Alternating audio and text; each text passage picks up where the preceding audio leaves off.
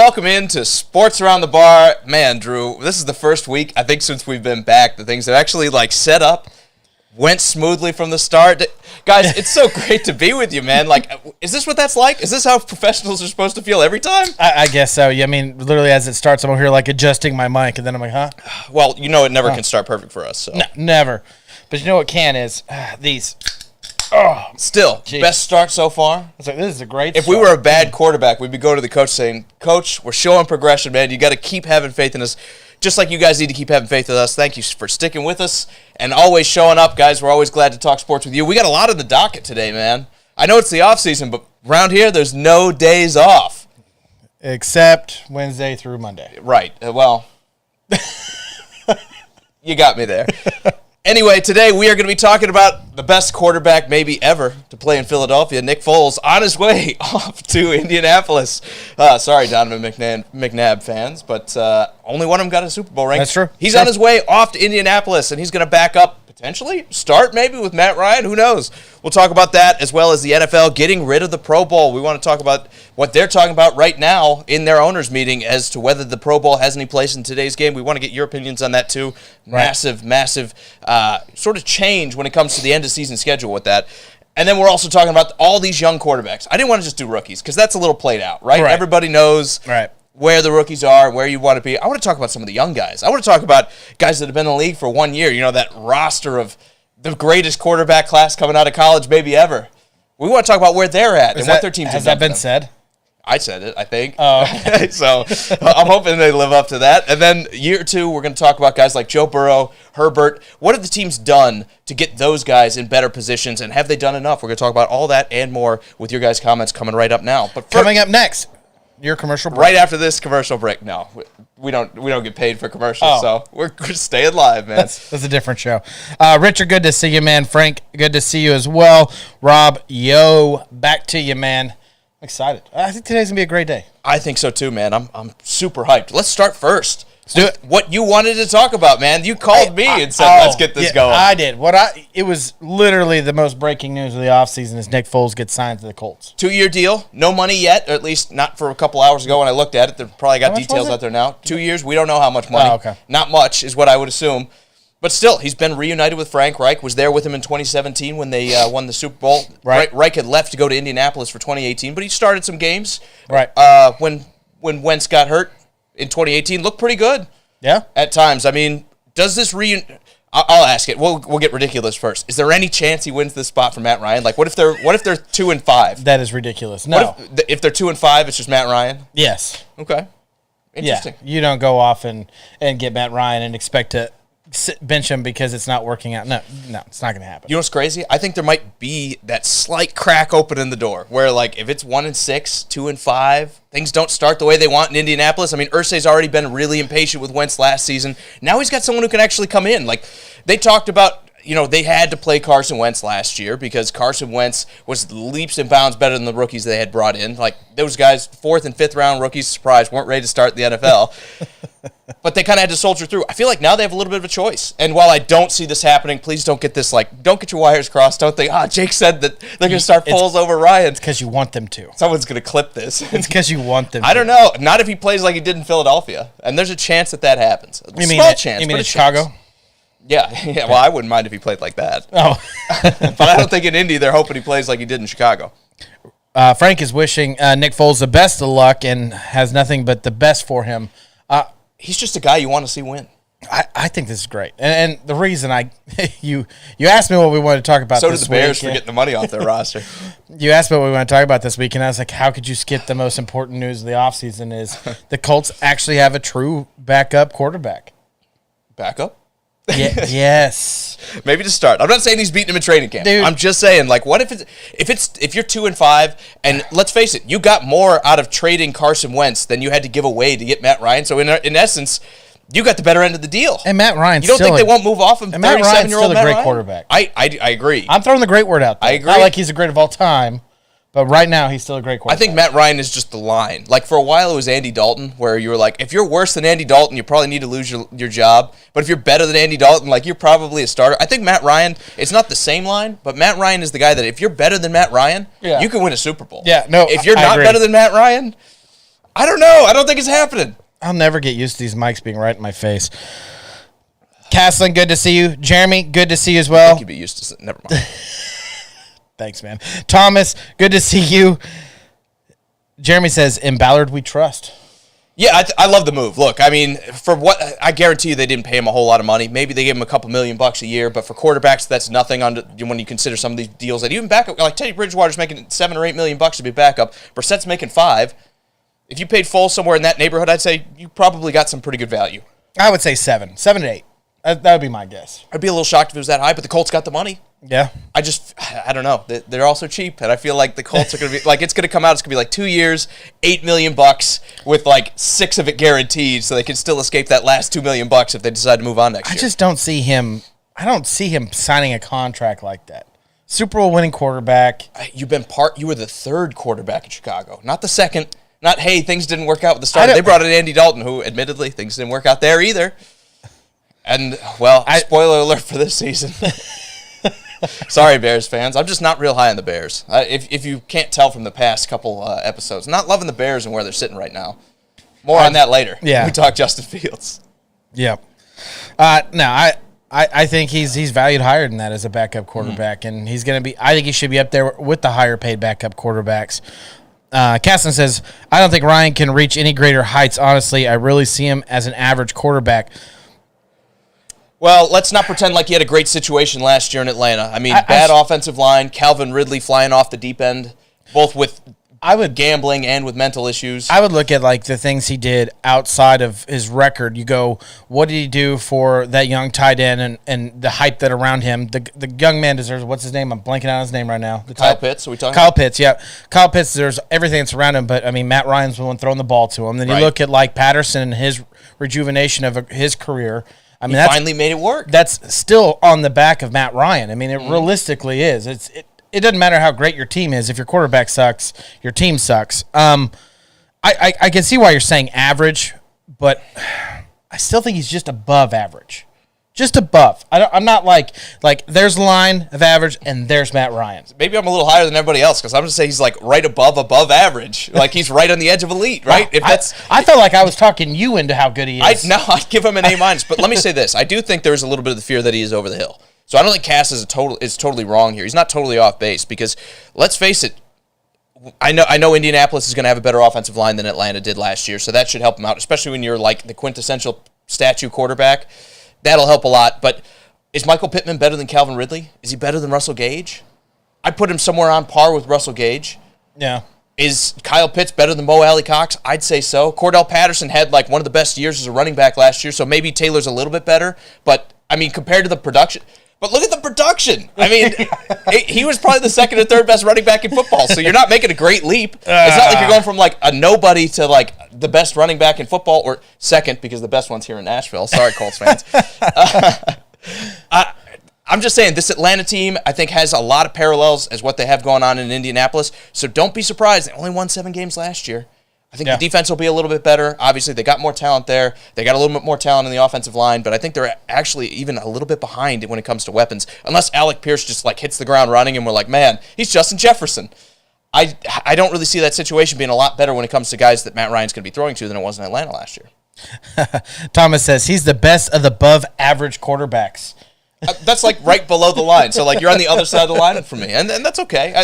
I can't. We're splitting hairs here. Right? I feel like we're grading in a curve too, because the bottom half is so atrocious. Like it's just like, it's like, oh, we're doing good, we're great, we're gonna have to do. That's what I feel like when it like hits that line. So it's like So when you say average, is it an average quarterback what they should be like, or is it average based off what the NFL has? I think we need to go to like change the term to quality starter. Is he a guy that you want starting for your franchise? And of course, I think most people I think would say Matt Ryan is a guy that you want starting for your franchise still. If he has a bad year this year, does that change? I think so. Yeah. Going into year 38. But what's a bad year? We can't all be Tom Brady. What's a bad year? I mean, is it the team's record that's bad? If you look like Carson Wentz and you miss because you played, okay. I think they have Houston this year instead of Jacksonville, week 17. But yeah, okay. So something like that. So it's personal progress. It's personal stats. It's what you do as a quarterback. And yes, it should evaluate into W's for your team.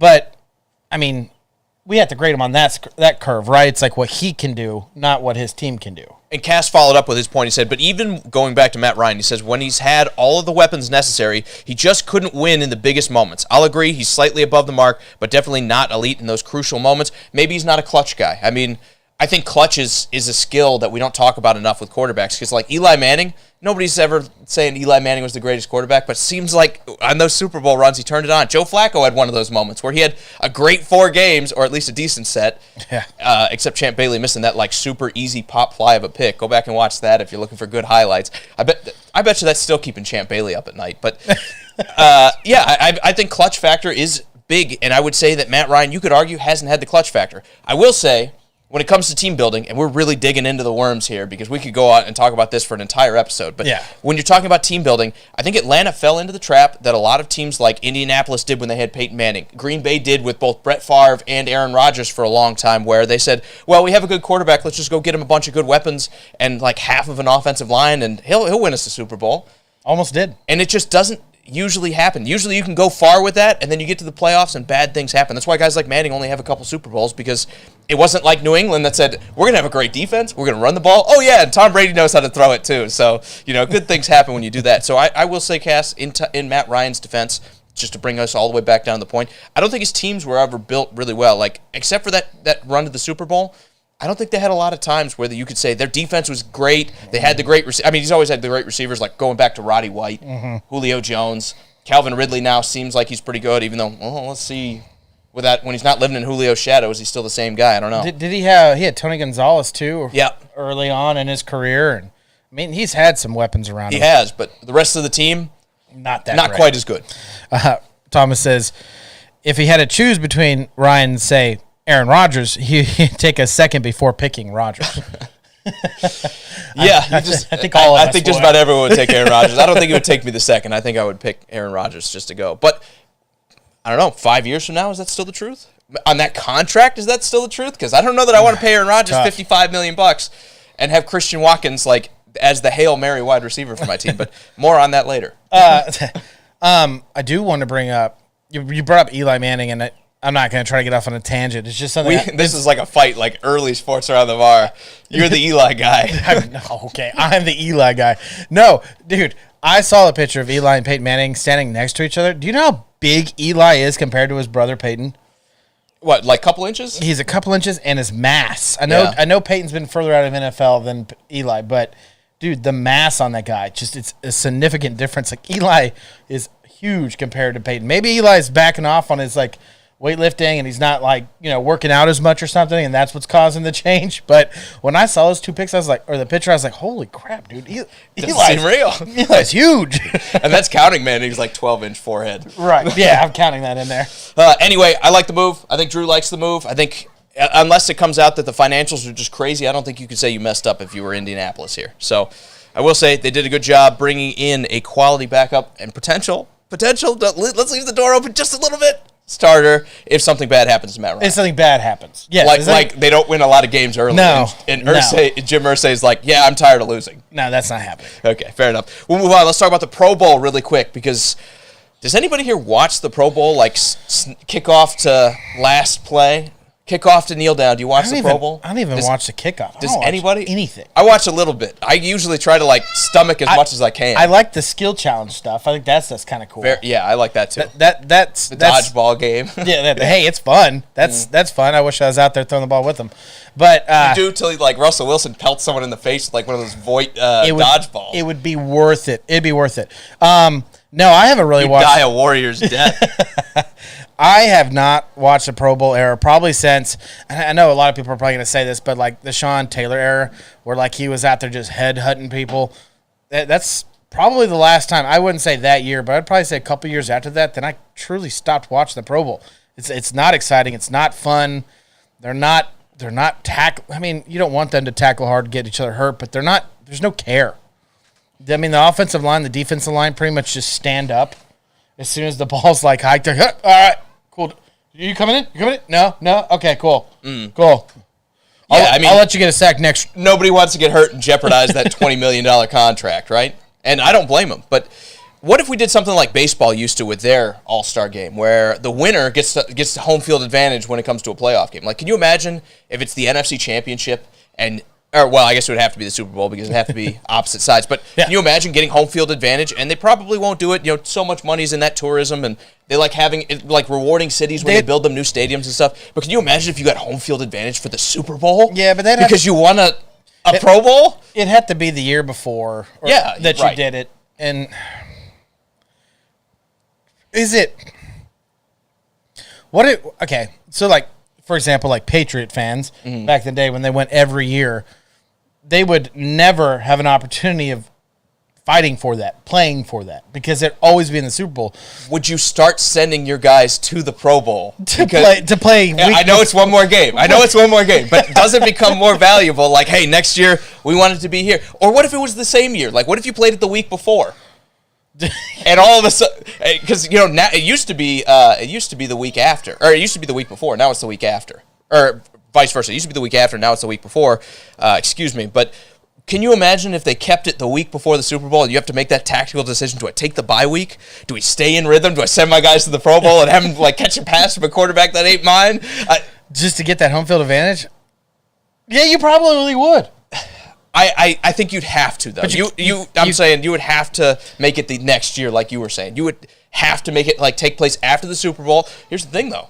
You win the Super Bowl, you're like, this is a pretty damn good team. We're coming back next year. I wasn't supposed to say that. This is a good team. We're coming back next year. Do I go and play one more year? Can I saddle up one more time? Or do you think guys just say, no, you know what? I did my time. It didn't work out. I bet you a lot of the losing teams would go to that game. Like the Bengals, you want to tell me Joe Burrow wouldn't be playing in the Pro Bowl the way they lost that thing? Saying, we're coming back next year and I want home field? Oh, yeah. They 100% would do that. Yeah, he probably would. It would give me something to watch. Yeah. And I think at least some of the players would be playing hard. Like Lions players probably, phoning it in a little bit. Sorry. I don't mean to pick on anybody. How many Pro Bowl players did they send out? Yeah. I feel like it was one. I feel like almost everybody gets one. We'd have to look it up. Caslin says he checks in on it, talking about the Pro Bowl game, but he cannot remember the last team he watched it through the whole thing. I'm there with you. Frank says it's like the NBA All-Star game. Except it's worse because you can get hurt in the NFL, right? But the NBA All-Star game, you can play basketball being competitive without being super competitive. It still ends 200 to 197. Right. Defense is a little bit off. They're not going to sit there and take checks and stuff like that. But you can still play and make it a competitive game.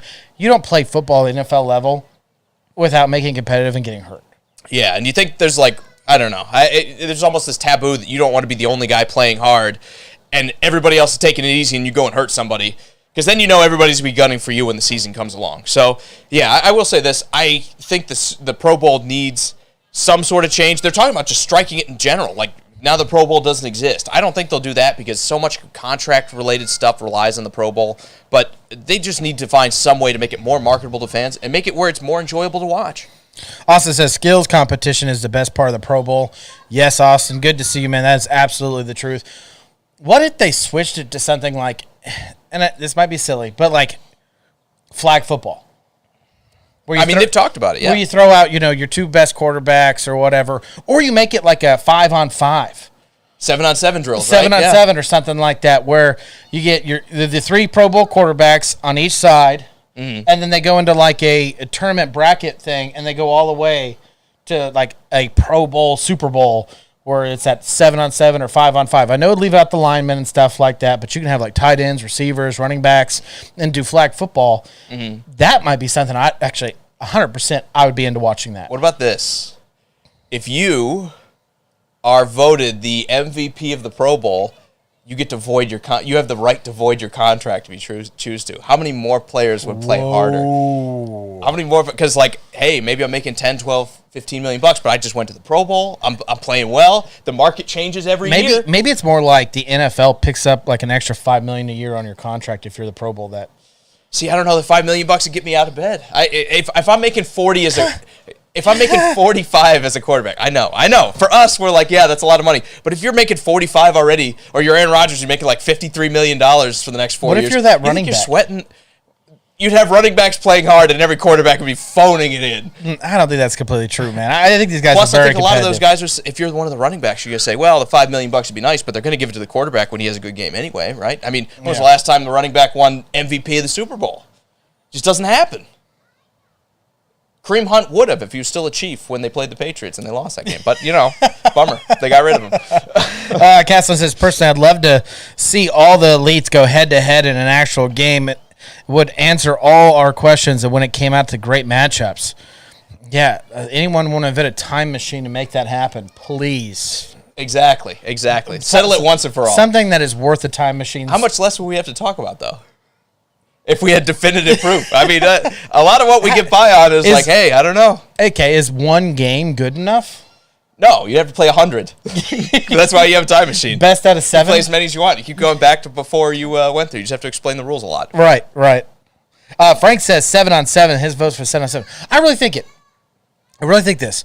If you did like flag football scenario, you could do like 7-on-7s, and you could have linemen and defensive linemen going after. So that'd keep the linemen and defensive linemen in the game, and you got receivers and running backs, and you made it a tournament base where it's a bracket down.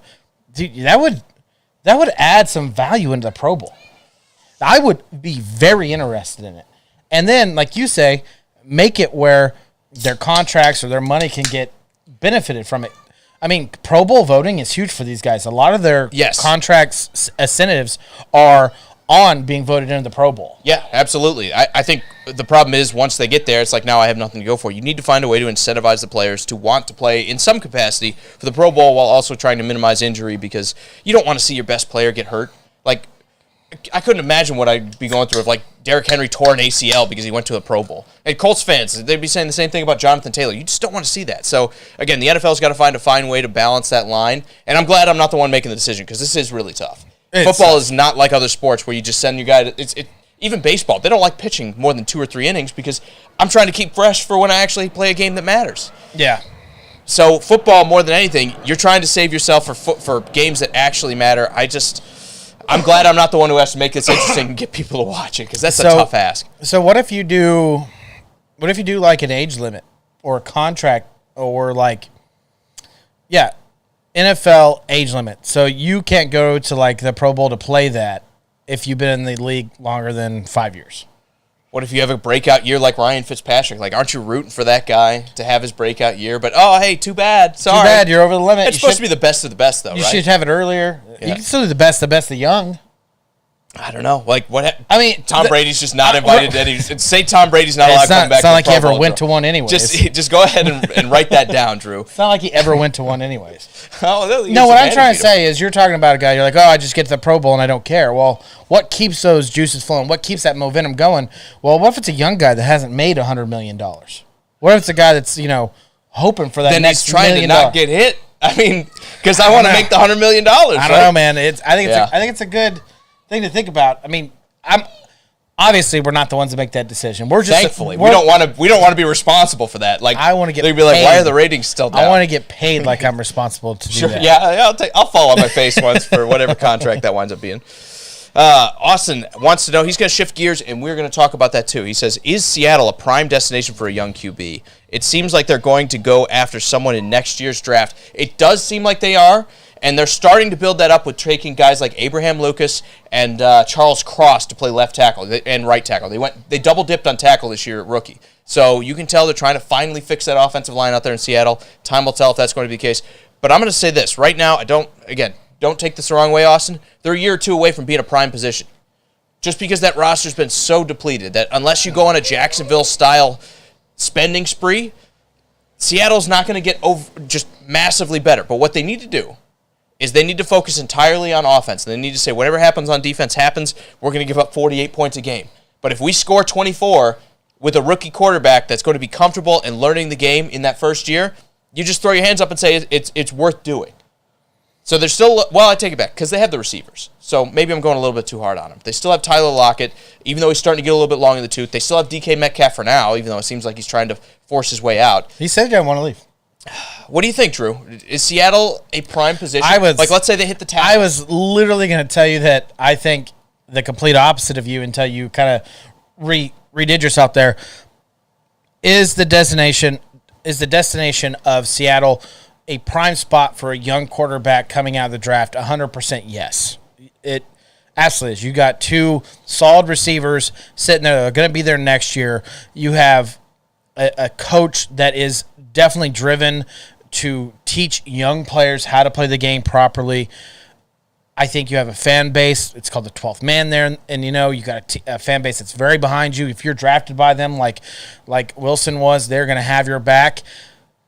I think everything going into Seattle is very exciting, except I just wouldn't want to live on the West Coast in Seattle. The more I don't want to live in the rain. I don't want to live in the cold, and I really, really don't want to live or play in that conference right now where you have the Rams, the 49ers, and the Cardinals, where it's like you come in as a rookie in Seattle, you are the bottom of that row conference, that division. That's the only thing that kind of makes me a little nervous about it. But everything else going into it, yeah, you're going to have a crappy defense. Yeah, you're not going to have that great of an offensive line to be rebuilding. But you know what? That's what happens when you are a young quarterback coming in the league, unless you get super lucky like Mac Jones and you go to like the Patriots. And that's what you should be striving to build, and they have that year to build it. So if next year they wind up paying some interior offensive linemen, they figured out the rookies hit, I will change my vote. Because let's not forget, they brought in Noah Fant to play tight end. Young tight end. He hasn't quite really hit what we thought he was going to be when he was drafted. I know. And we're hoping that's the problem in Denver, or at least I'm hoping that's what the problem was in Denver. I know you're hoping it was. Microphone was going down on me. No microphone, no. The jokes write themselves. I'm married. But, I will say this. Wrapping that point and then moving on to the other quarterbacks, they're not yet, but they're getting there. And what they should focus on, and what teams like the Bears that I'm going to talk about here should have focused on when you have a young quarterback, is you got to get the offense in a good spot when you have that guy you spend a high draft pick on, because otherwise he's going to learn bad habits, he's going to wind up getting in a rut, he's going to turn into Sam Darnold, where you start seeing ghosts out in the field and everything else. And then by the time you get to year 3 or year 4, it's like you ruined him because you weren't ready for him to be the starter. It's kind of a give and take. Yeah, no, it definitely is. And Austin, or Frank says in 2 years, Seattle will be worth it. And then Austin says, and he's right. He still has Drew Lock throwing in the ball. He's still, a good tight end will get over that. He won't next year. No, he will not. Right. At least we think so. I don't know. The Seahawks, everything you hear, we love Drew Lock. We love Drew Lock, man. And we say it. We say it year after year after year on this show. They have to say that. All right, we're at like half an hour in, and we still haven't got to our main topic. But I got to do this because it's right out here. We're talking about it now. Is Drew Lock's situation in Seattle great? No, because Drew Lock leave him off the list too. It's a crazy. Drew Lock is not the future of Seattle. So well, let me ask you this: what would it take to change your mind? You're the GM right now. I'm putting you in the shoes, Drew. I'm putting you. You're under the gun. What would it take for you to be convinced that Drew Lock could be your starter going forward? And you don't need to spend that first-round pick that's likely to be high when you look at Seattle's roster. What would it take for him to convince you that he could be your starter and you're not going to draft someone next year? 4,000 yards throwing the ball with two great receivers and a great tight end, or could be a great tight end. He'd need 25-plus touchdowns, 10 less interceptions, and 10 less turnovers. 10 under 10 turnovers. Would it need? So it's like, I'll give it 12. I'll give it 12 because I'm saying 10 interceptions. So like 12, 2 fumbles. The only thing I'd push back on is the yardage because we're Seattle. We love running the ball. I'm not looking to have a quarterback throw for 4,000 yards. I want him to have like 3,200 and we just pound the rock. You asked me what would save Drew Lock's. Well, so my thing is efficiency. Okay. So if we can establish the solid running game that's been there in Seattle, if we get another year's worth, or maybe even better with these young tackles coming in, you never know. Okay. If you get better at running the football and you get I hate to bring it back to my team, Drew, but I got to do it. If you get a Tennessee Titans, like Ryan Tannehill's out here throwing for 3,500 yards, but it's the efficiency that matters. I'm not asking Drew Lock to be Patrick Mahomes if I'm playing in Seattle. We want to run the ball. Eventually, we're going to get this defense fixed. If he comes out and he's efficient with the ball, if we're talking close to a 70% completion rate, and we're talking, if he's 68%, 69%, 70%, and he's, like you said, maybe double touchdowns to interception rate, we got a decision on our hands unless I have like pick 1, 2, 3. And even if I do, maybe I trade that pick away. So I'm just looking back at Russell Wilson's career in Seattle, who's ran the ball since he's been there in Seattle. He has 1, 2, 3, 4 times he's went over 4,000. Okay, but let's go with a little bit of recency bias because if you remember, they started as more of a running team. And then they kind of had this let Russ cook movement where everyone was saying, let Russell Wilson throw the ball more. Where were those 4,000 yards in terms of his career? Towards the end or towards the beginning? No, they were still running the ball. Even though they said let him throw the ball. Yeah, exactly. They were still running. But same deal. You don't expect the same sort of results out of Drew Lock, who is now learning the position still, that you got out of Russell Wilson. That would be like saying, if Russell Wilson doesn't throw for 4,000 yards his rookie season, throw him out with the bathwater. He didn't. Yeah, exactly. So you're not going to get rid of him. It's the same thing with Drew Lock. It's his first year in the system. How many quarterbacks throw for like 4,000 plus yards when they're historically not great quarterbacks coming into a new system? It just doesn't happen much. No, it doesn't. Yeah. But you asked me what would save Drew Lock's career. So if he throws for 38.99, you're like, hey, Bryce Young, come on in. If he does that and then 25 touchdowns and 10 interceptions and only turn the ball over 12 times, I think he's got a chance to start next year. Just like I said, give me 3,500 yards. Give me double touchdowns to interception rate. Limit the fumbles. And if we have a running game, you're going to have a tough decision to make. You're going to be like sitting with the Texans are with Davis Mills, and you just got to figure it out. Well, Davis Mills is not putting up stats like that.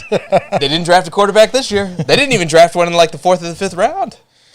Because Davis Mills is a stud, and I'm about to look him up. All right. Yeah, well, I want to know. While you do that, I'm going to move into our main point, which is which of these quarterbacks has the best situation going into 2022? Who has done their young quarterback the most favors out of all of these teams? And we'll go class by class. I want to talk about the rookies for this year first, because none of them were really drafted highly, and I think for their argument's sake, that might be a better thing than them going to places like Seattle that are still trying to figure it out, like Atlanta that's still trying to figure it out. The fact that some of these guys fell to teams like Washington, fell to Tennessee, Atlanta's still got a quarterback. I think it might have served some a little bit better than if they had all gone high at this draft and had that huge expectation on them from day one. So Drew Lock is wishing he was in Davis Mills' spot, because he only threw for 2,600 yards, 16 touchdowns, and 10 interceptions. Missed some games, too, though. Remember, Teddy Bridgewater's in their start. Davis Mills had Tyrod Taylor. All right, you got me. 13 games. Okay, fair enough. So who has the best spot out of any rookie? Drew, it's Kenny Pickett, right? Is anyone arguing with that? Pittsburgh seems like it's Joe Burrow. You kidding me?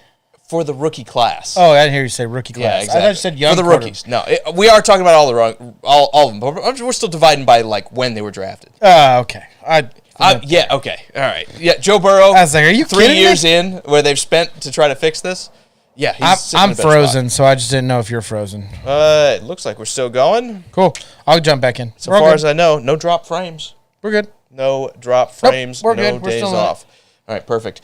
Let's talk about this. Kenny Pickett, best of the rookies, right? You're not really in love with Sam Howell going to Washington, even though it's better than some other places. Malik Willis in Tennessee, I think you could argue that, but to me, it's a no-doubt situation in Pittsburgh that Kenny Pickett is going to walk in, maybe from day one, maybe it's a couple weeks in, but whenever he's ready, he's going to be the starter.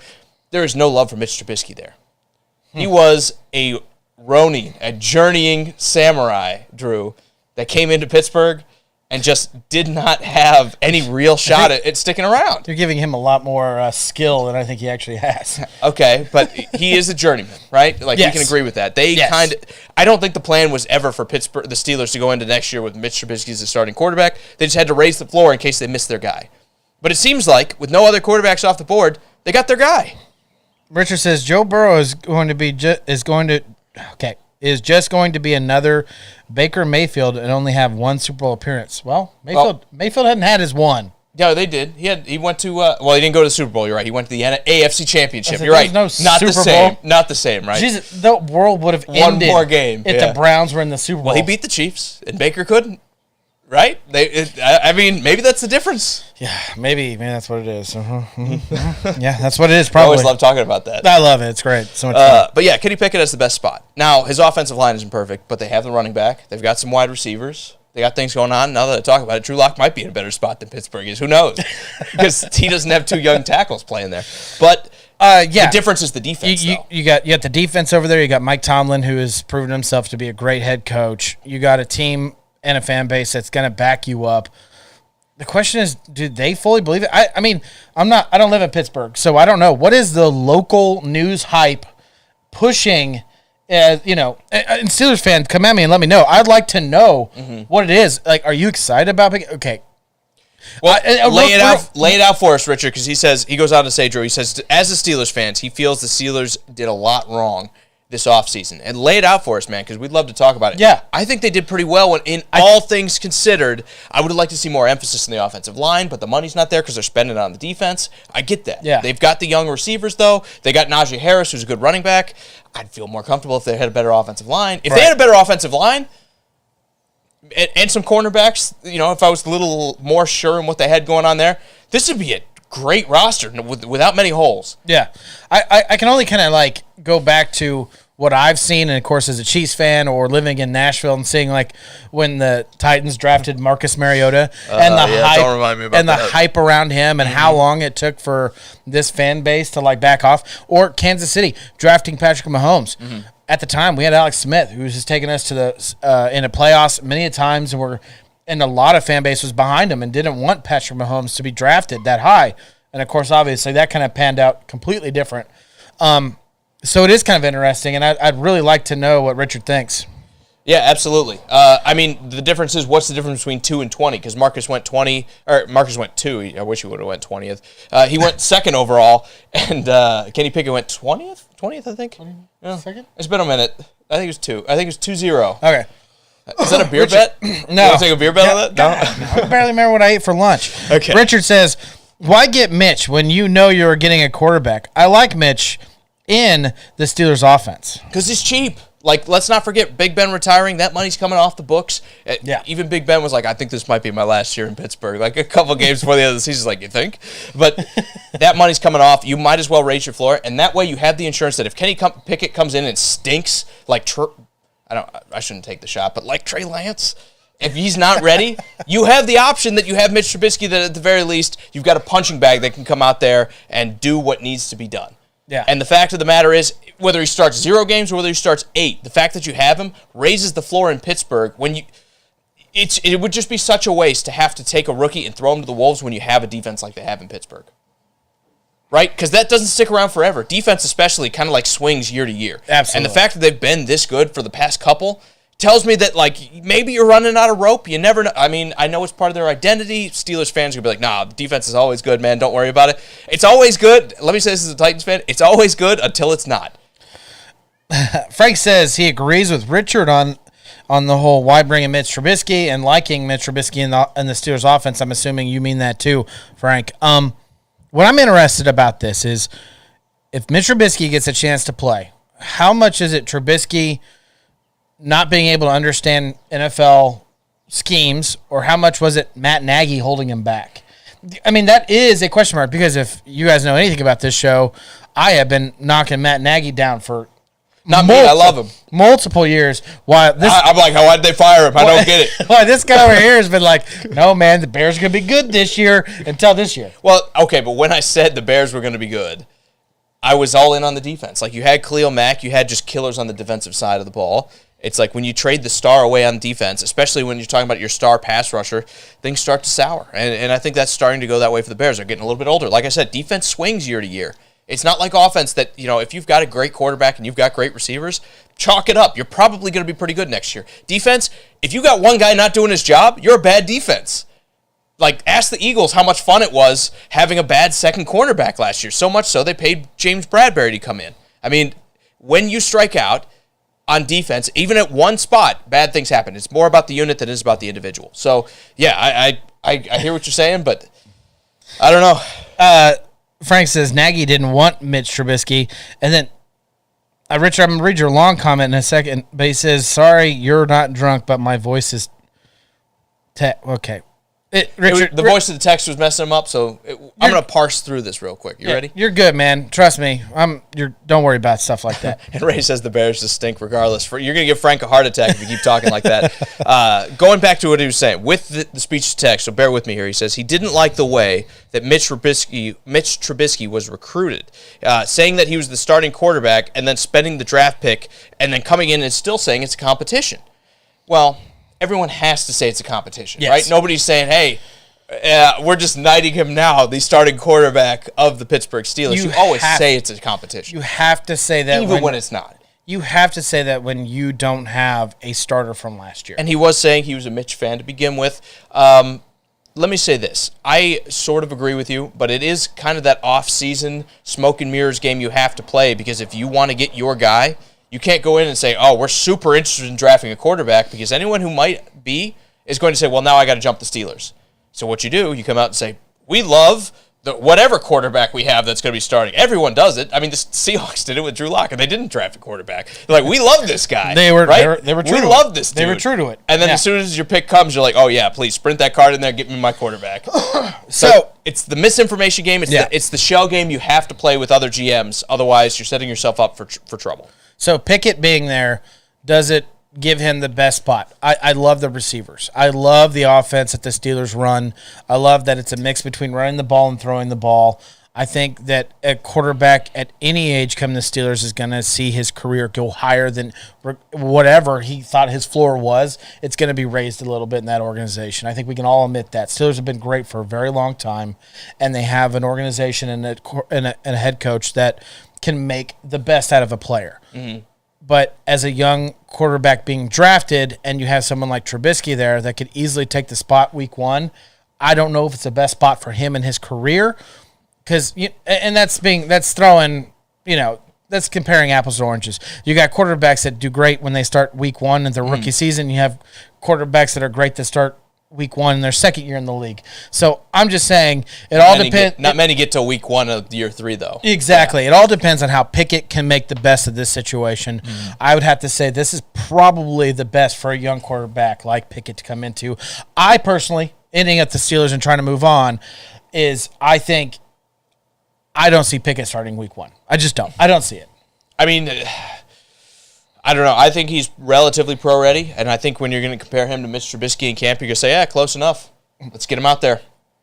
That's good enough for union work. Thank you for not spitting that all over the microphone. Good enough for union work. Yeah, exactly. So we'll see what happens with that. Also, Richard goes back to said the Steelers didn't hide that they wanted Pickett. They kind of did. Maybe you heard more of it in the local market saying that they wanted Kenny Pickett, and people were drawing that connection because he went to Pittsburgh. Yeah, he went to Pitt. So, but forever it was they want Malik Willis. They love Malik Willis. The Steelers said multiple times, like, man, that guy's pretty cool, right? We like Malik Willis. And then the first round came around, they're like, oh yeah, Malik Willis is on the board. Please give us Kenny Pickett.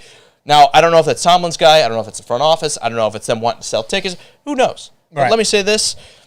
I think they did pretty well in terms of what you're going to get when you talk about probably getting the most accurate guy out of this entire draft class.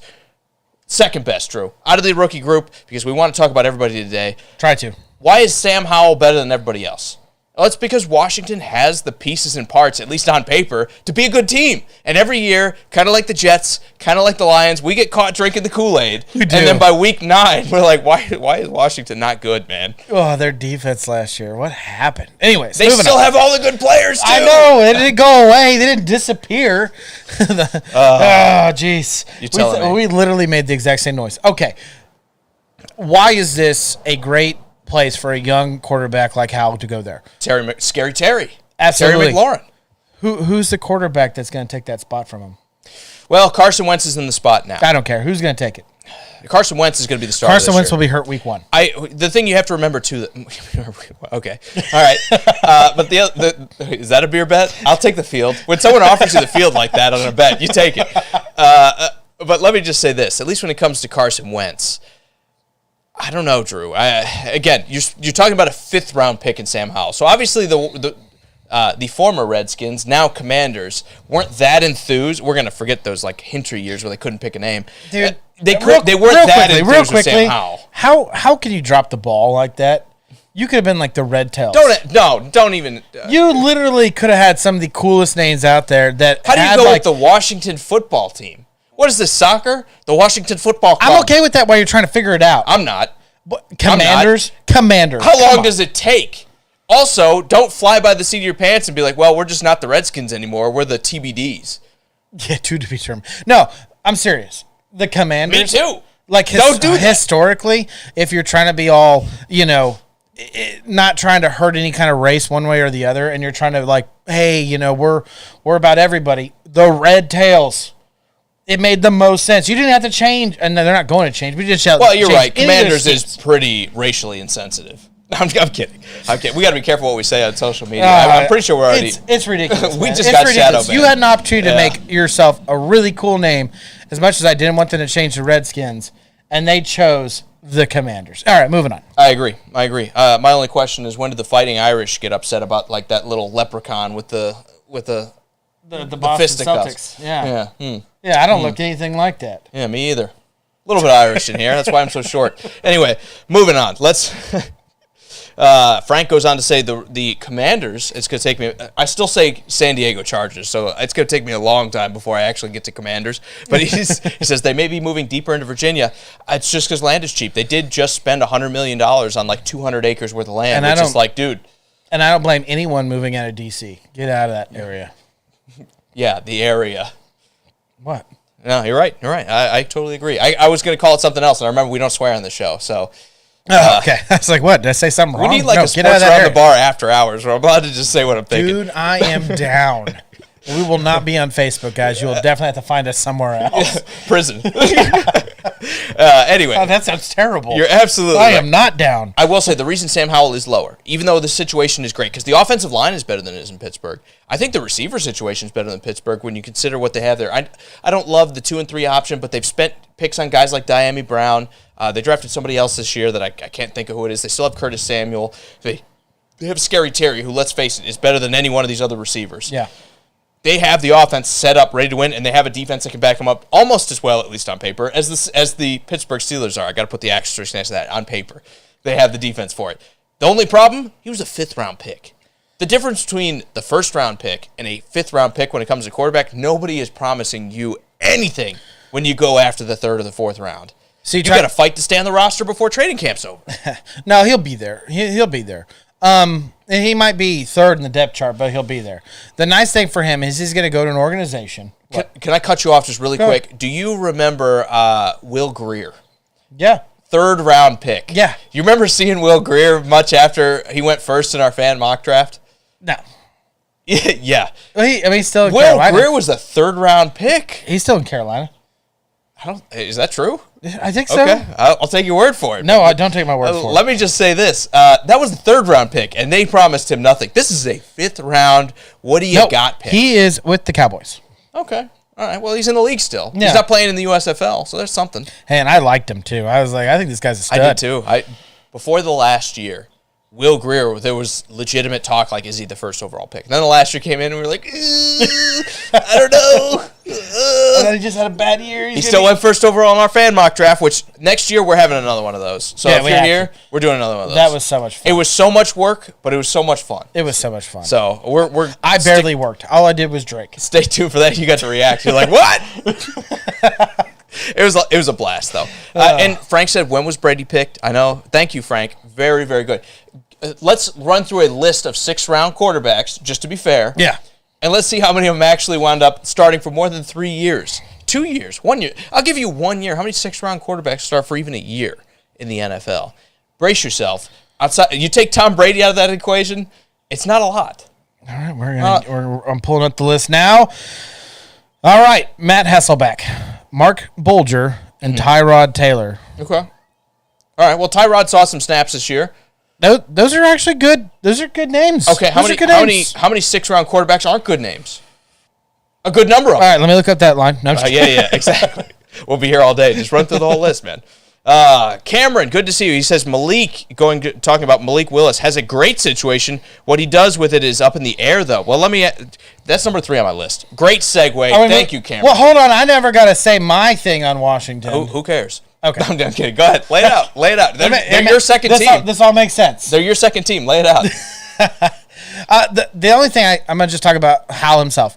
The only thing about him is he has no pressure on him. The only pressure he has to make is to make the roster. I think you have an organization and an owner in Dan Snyder that is not afraid to make moves and to put picks and money into situations that are going to make you better. Look at Ryan Fitzpatrick before he got hurt last year. They were all behind that guy.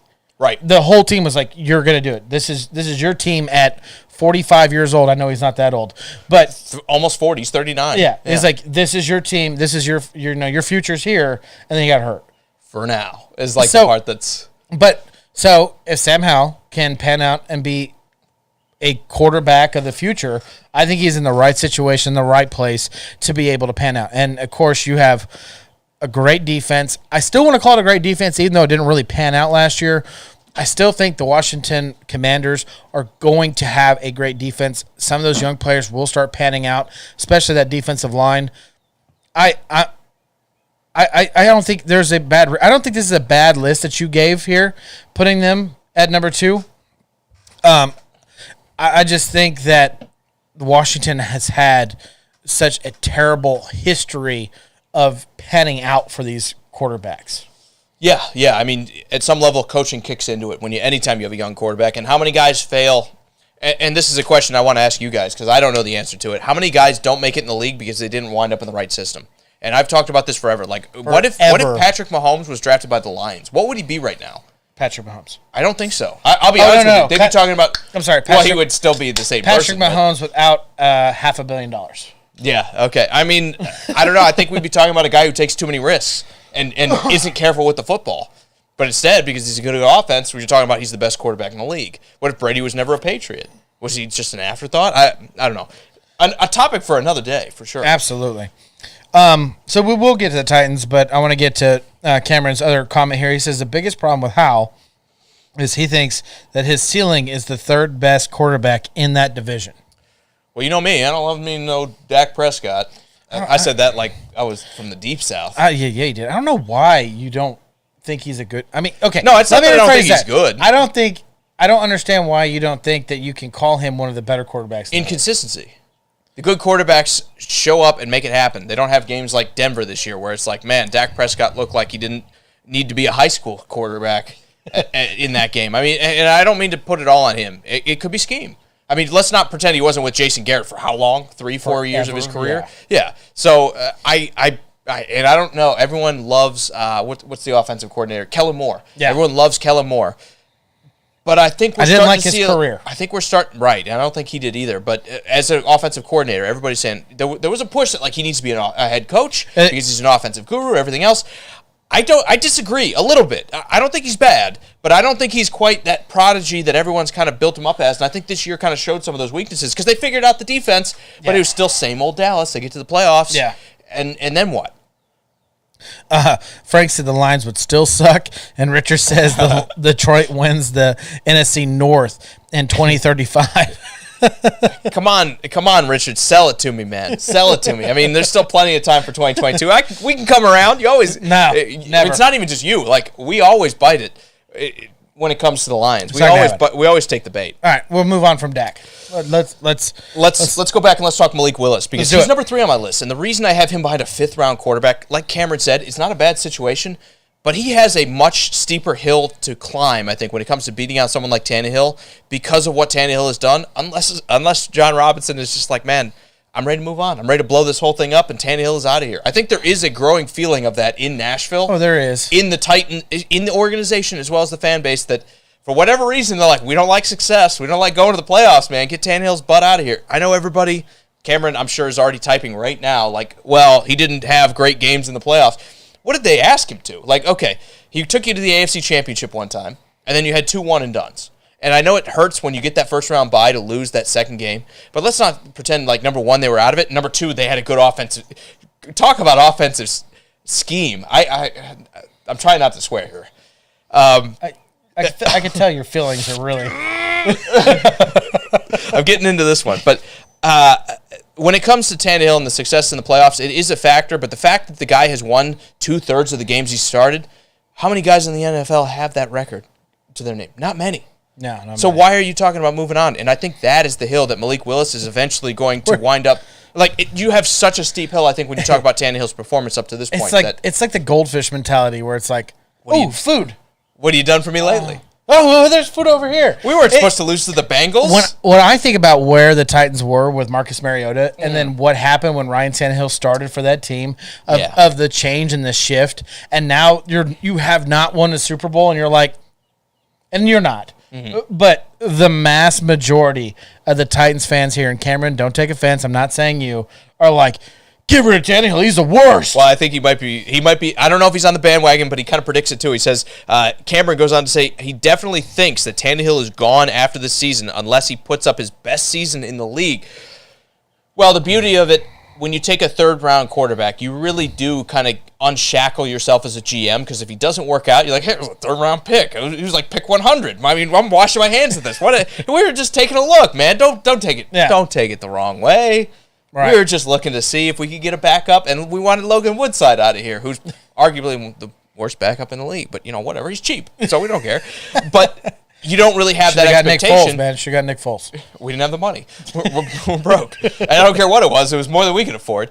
But when it comes to the Titans and when it comes to all these other situations, they kind of have set themselves up in that perfect situation for a GM where you can wash your hands and say, it didn't work out. Or you can say, I was a genius. It was the third round, man. and it worked out. So I think Tannehill is probably a little bit safer than that. He doesn't have to have the best.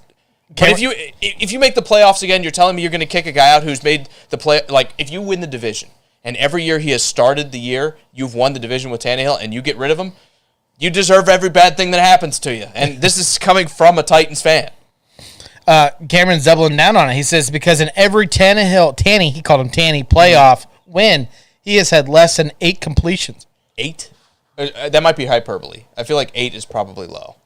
Like the Ravens game, he had like 14, wasn't it? 15? And it wasn't a lot, but it's like the Titans got up on him, and then they're like, well, we're never throwing again. We're just going to run the ball. Scheme. That's all scheme. Like the Titans would love nothing else to never throw the football and just run it down your throat with Derrick Henry. It's just they figured out that teams, when they put 9 guys in the box, can stop that. So they got to throw a little bit, and if they get a lead in the playoffs, we get ridiculously conservative. Now, I understand the criticism. Yes, I'd like to see Tannehill show up a little bit more, but why did you hire Todd Downing as an offensive coordinator? And we're really getting off the beaten path here. I'm actually going to clarify something real quick before anything happens. Mm-hmm. Richard says, why does everyone call the Chargers San Diego when nobody calls the Rams St. Louis? And then I still call them St. Louis, too. And then Frank says, well, the Rams were L.A. before they were St. Louis. So were the Chargers. They were the L.A. Chargers before, and then they moved to San Diego. What's going to happen in 20 years where everybody, like we've had 20 teams move, Drew? I'm going to be like a dementia patient. I'm not going to remember where anyone came from. So that's just being said. I just want to clarify that. And the reason is because the Rams were good in both places. I think the Rams were good in St. Louis and in L.A. prior to going back, and now they're good in L.A. again. San Diego was in I'm so sorry if I get this wrong, and maybe my history in the NFL is terrible, but I think, if I can remember properly, the Chargers, when they had their hype, and I know they've won close to winning a Super Bowl. I think if they won a Super Bowl, Chargers won a Super Bowl, right? One, I think, right? Were they in L.A. when they did that?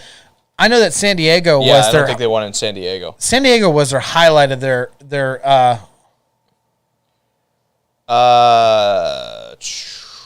I think they lost, actually. I think they lost to the 49ers in 1994.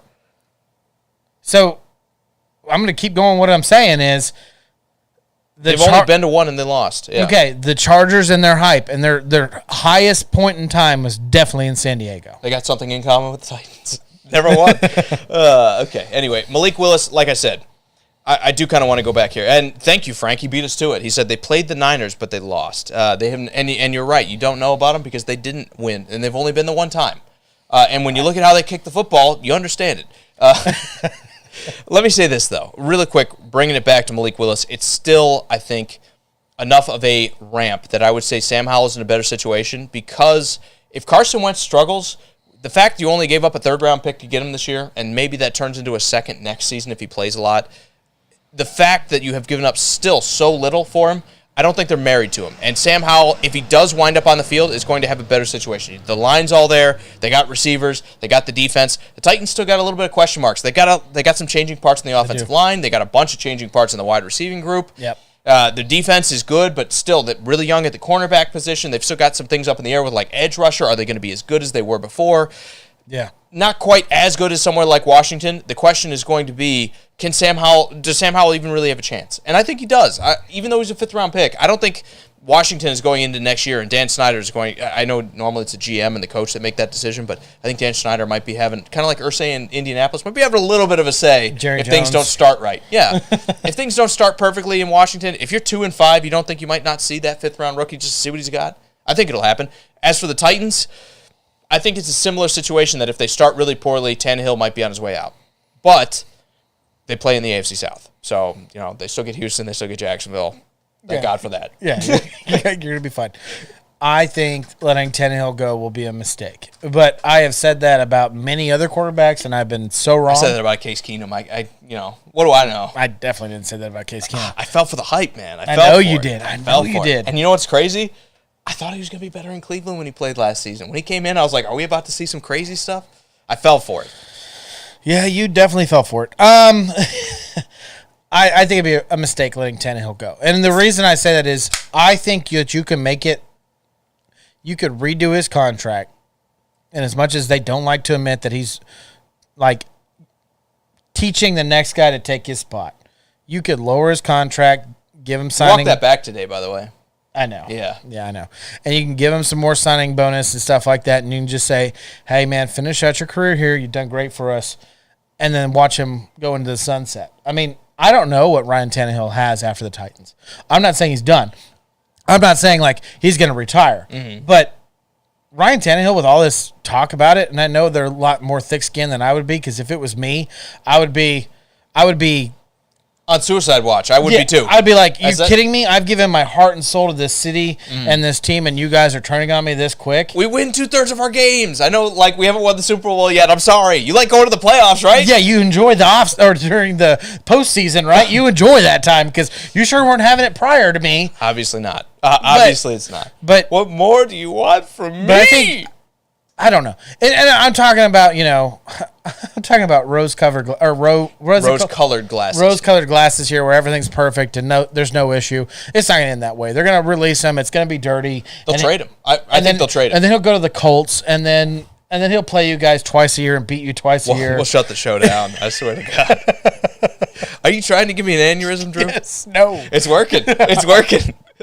No, I think they'll trade him. I will say this. I think Cameron is right that they're looking to move on. And the fact that they took that kind of question mark pick here, I don't think it's going to work out. But if next year, if Malik Willis is showing something and you have Ryan Tannehill on the roster who's also looking decent, someone will trade you for him. And they'll look at this. J-Rob loves his picks. They call him Trader John for a reason. He loves trading. Yeah. So it would not surprise me to see him trade Ryan Tannehill and say, well, we got our quarterback of the future. Anyway, fourth on the list, Desmond Ridder. How are we getting through all this, man? I ask this every week. How are we getting through all this? Who is he? What did that guy get? Well, he went to Cincinnati, and is it crazy to say I liked him less that he came out and, like, he gets drafted in the third round, and came out with that quintessential, like, the NFL done messed up. When I saw that on draft day, I was like, man, you went to Cincinnati. Like, I know you went to the playoffs, but maybe a little bit of awareness. I don't know. Something about it rubbed me wrong. And maybe that's wrong to say, especially if you're hanging out with Robert Kraft. You don't want to be rubbed wrong. There's something going on, man, that with this Desmond Ridder thing here in Atlanta, I just don't think you can really say this is safe by any means, because they're going to struggle, right? Does anyone doubt that? First, I think you're stuck with the Kraft thing. First, I think he was getting rubbed right. That's why he kept going back. Oh, man. Cameron says, what are fans for to win a damn Super Bowl? Sure. Oh, but how do you win the Super Bowl? My gosh. You read it, though. It wasn't the same. That's true. Yeah, it wasn't the same. And he says Tannehill's chances are almost up. He thinks that Mariota is going to surprise people in Atlanta. Great competitor. Cameron. You can't. Jesus. There were so many people that after Mariota had, like, just stunk for years. Was like, we cannot get rid of him. Where are those people for Tannehill? I want to know. Where is everybody? I know. Why like, we don't care. We didn't draft him. We can win 8 games with Mariota and not make the playoffs because he said he was hurt and didn't want to play against the Colts. We love this guy. Let's keep him around. He's such a nice young gentleman. We traded him away. He's gone now. You know what it is? Tannehill throws a pick, and this bothers me too. So I will add a little bit of credence to this. But Tannehill throws a pick, and he's over on the sideline just grinning, holding the pads like this. He's like... And you're like, you're supposed to be mad. I'm mad. You're supposed to be mad. But then he comes out and, like, it's fine. It's just like, it doesn't matter. It's water off a duck's back. This is why I couldn't be a quarterback, too. I'd throw a pick and I'd come out like, ah! Is this why our tech has a lot of problems? Yeah, because I scream into it. No. It messes up. You're like, that's it. Throw it all out. I think that is part of it. But What was the question? I don't even remember.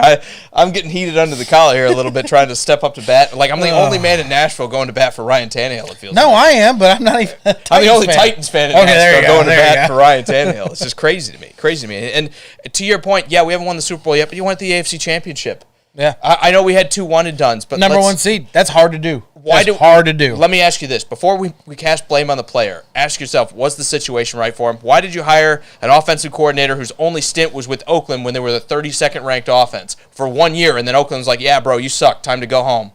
And we were like, oh, yeah, sign us up. We need Todd Downing here. I brought that up to you last week about Adam Vrabel and, like, my concerns with if I was a Titans fan of how I see him hire and bring in coordinators, where it's like, dude, it's okay to give up some of that power to bring someone in that might know more than you. Quit being the guy that's like, I know everything, I'm good. I do think there's a power struggle when it comes to, like, John Robinson, the GM, versus the head coach and Mike Vrabel. And I think that's why you have these shadow coordinators, as I call them. It's ridiculous. I mean, how many teams have a passing game coordinator? Like, we hired Tommy Kelly out of Houston last year, who kind of made water from wine, or wine from water, I guess would be the right expression, when it came to Houston last year and the way they were able to throw the ball with Davis Mills. Like, everybody was like, they're winning 0 games in the offseason. They wound up winning 4. So they did that. They did it with Jim Schwartz. I know that's a little bit more of a hometown guy if you've been a longtime Titans fan. Anyway, we're moving on from the Titans, but let me say this. I do think there's a little bit of that kind of pushback going on and, like, that power struggle as to who's actually in charge. And if Vrabel has done one thing poorly, I will say I think it is when it comes to hiring the right guys to be his coordinators. Shane Bowen and Todd Downing haven't been good till somebody's been looking over their shoulder, like reviewing their work like the teacher, saying, are you sure about that answer there on number 17? That's Tannehill's number, by the way. Yeah. Coincidence. Just no? to help. Don't think so? Just to end with some of these comments, he says, Cameron says, I agree. Downing sucks. Tim Kelly is a wild card. He did help develop Watson, and Richard says he sees the Titans 10-7 this year. Step back. I could see it too. I mean, you don't trade A.J. Brown and just nothing bad happens to you, in my opinion. But it remains to be seen. And the crazy thing is the disrespect that Robert Woods is getting. I like Robert Woods, but he's not A.J. Brown. No, his name is Robert Woods. Of course, he's not A.J. Bobby Brown. Trees. Okay, I hope you're right, Drew. I think you're wrong, but I hope you're right. Anyway, moving on. We don't have to talk about my team anymore. Desmond Ridder, bro, you just ain't that good. Yeah, you're like a Marcus Mariota clone. But Arthur Smith, former Titans offensive coordinator, and to Cameron's point, maybe there is a little something to that. He was an offensive coordinator, and with the Titans for 20 years, he was here for the entire Marcus Mariota tenure. There's a reason he's in Atlanta's roster. Is he safe, Mariota speaking, from Desmond Ridder taking his job with that sort of connection? I am so confused why you have this guy at 4th. Because the team is awful, and we're talking about best situations. Like, the offensive line isn't good. So Calvin Ridley's not going to be there. Maybe I misunderstood. So best situation meaning like you're going to stay on the roster, but you might be able to play. Well, my thing is you're going to get playing time is part of it. That factors in. But also, like, what happens when we throw you out there? Like, are you just going to be thrown to the wolves here in Atlanta? Because there is a good chance that that's what's going to happen regardless of who the starter is. Because the line isn't very good. You're not having Calvin Ridley for the entire year. They have Drake London. I know, top 10 wide receiver, but he's a rookie. I think people forget that. Kyle Pitts is still there. Maybe year 2 is better than year 1, and he puts up 1,400 yards. But the problem is, who else is on that roster? Offensively speaking. They have Cordell Patterson again. That's Patterson. That's about it, really. What happens when Matt Ryan's gone? I mean, but... Was it Arthur Smith? Was it Matt Ryan? Was it one? It was Matt Ryan. I think it was a little bit both. I do. I think Arthur Smith put up a good game plan for him, and Matt Ryan executed it. And both could be true, right? But the fact is, you're taking half of that out, and now you're going with either a rookie quarterback or a not-so-good quarterback in Marcus Mariota. Marcus Mariota is the quarterback of this year in the Atlanta Falcons. Yeah, Richard's got the Titans winning the division. Yeah, that's what I'm saying. I don't think you're going to see another starter without an injury in Atlanta this year. I'll make a beer bet.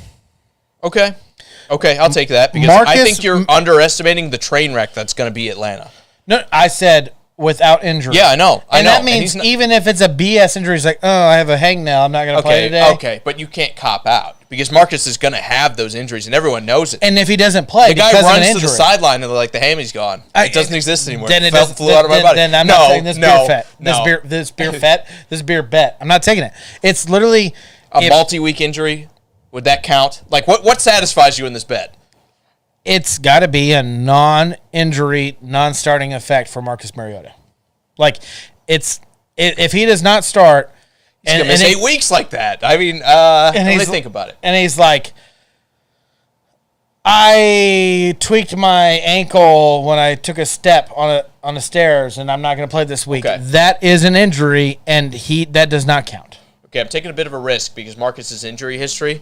He could get hurt week 2 and be out for the rest of the season. I'm just out of beer. But I am willing to take this bet for this reason. You're telling me if somehow Mariota survives to like week 15 and the Houston Texans, I'm sorry, force of habit, the Atlanta Falcons are 3-12, that they're not going to say, let's go take a look at Desmond Ridder. I'll take that. I'll take that bet if I get that. I guess that's where I have to sit there and go, that's my, that's your risk. That's my risk. And mine is just Mariota being like, oh, I got hurt in training camp. I'm not playing at all. Thanks for the money, bro. Yeah, all right. I'm gambling here because Mariota's injury history. I'm gambling. Why not? I'll take that bet.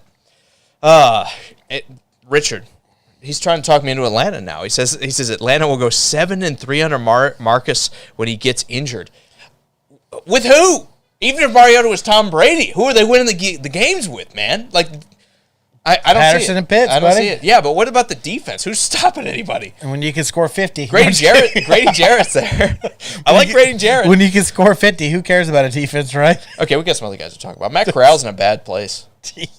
Right? Yeah. 5th on the list? Yeah. Yeah. Yeah. Is he going to start over Sam Darnold? No. You don't think so? I know. That's like, that doesn't exist? I like Sam Darnold, and I think he's at risk here. I know. When they take him, what round? 4? At the end of third, I think, for Corral. There's like a compensatory pick, I think. It's not happening. Yeah. They traded up into the 3rd round to get him, I think, actually. I think that's what it was. I think he's going to see. You mean start win these guys? You mean like start the season? Not day 1. No, I don't think that'll happen. It'll be Darnold's job to lose unless some point, because Carolina's indifferent. Mm-hmm.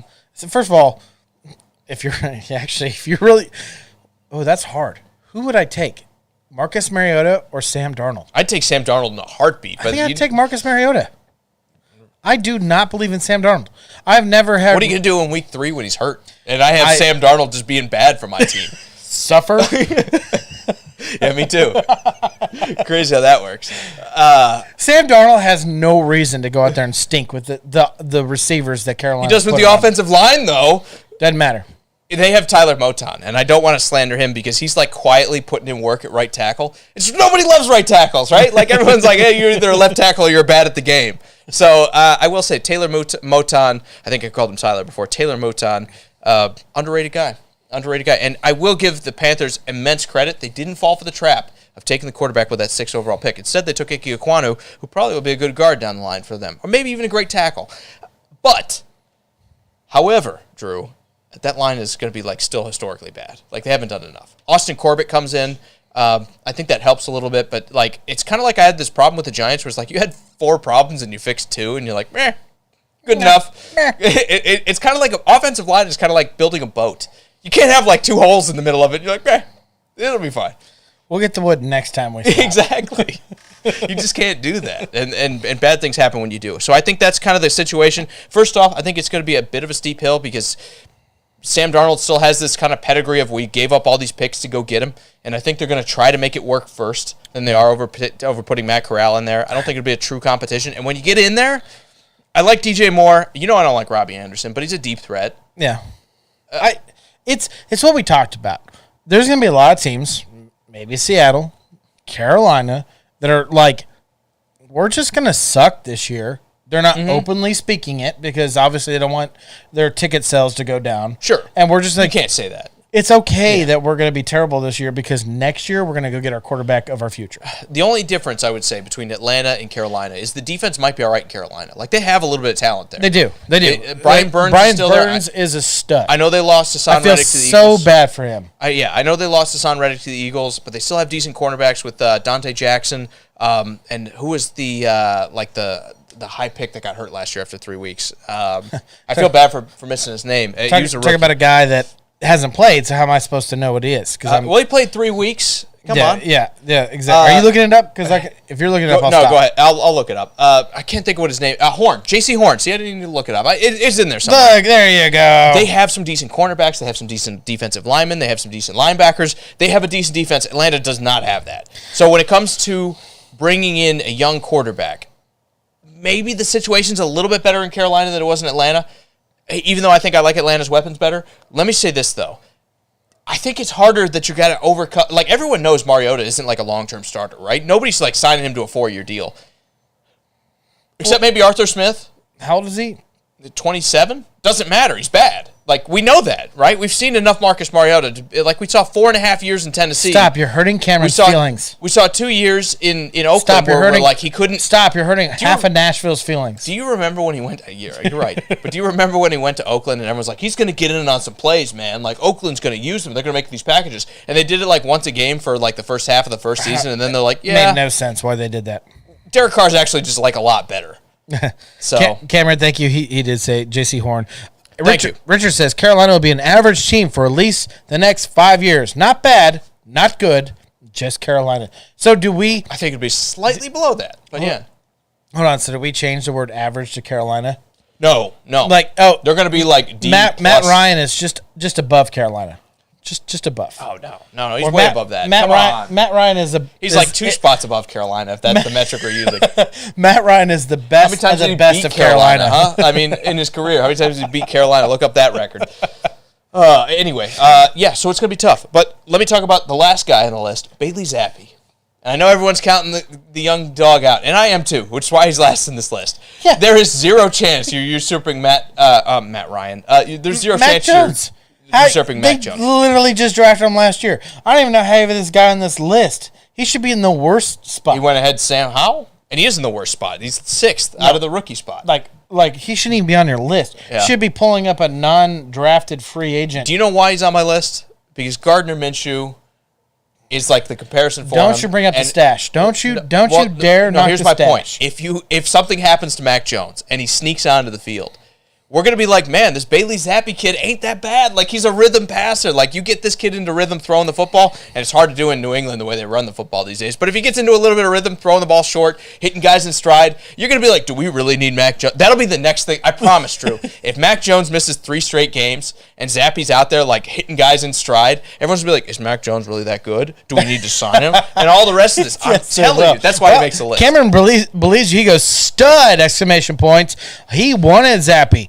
He said 6,000 yards, 62 touchdowns, 11 interceptions last year, and all that reminds me of Geno Smith. And when he was coming out, how great he was. The FBS record holder. Zappi will probably talk crap to somebody and then get his jaw broken and his career will be over. The FBS record holder in yards, which is the top level of college football for the uninitiated, the top 120 schools. There's no Alabama quarterback beating him. Cool. He had the yards record for passing yards at Louisville. I only like making fun of your speech impediment when you do it because I do it constantly. Well, it's just the booze. I mean, that's the beer talk. It's just the booze. I like Bailey Zappi too. That's why I had to put him on the list, man. Oh, Richard says it's Zappi time. I'm just saying people are going to fall for that siren song. You're going to see him play well for like 2 games. You'll be like, who needs Mac Jones? If that happens, I mean, Mac Jones needs to have a healthy year. I don't know why when he said that, I thought about, you know the song where it's like peanut butter jelly time? Yeah. We're not off on a tangent. Okay. All right, it's Drew. Bailey Zappi time. Bailey Zappi time. Where are you at? Where are you at? Please don't bring that back up. That brings so many bad men. I think it was in high school when that was going on. So, yeah. Anyway, let's talk about the next class of quarterbacks. Let's talk about the heir apparent that never. I'm gonna need more beer. Yeah, I know. What's with us like going long in the offseason? This is a whole once a week thing. We don't get it all out. All right, Trey Lance, best situation out of the young guys. That's what you put at the top.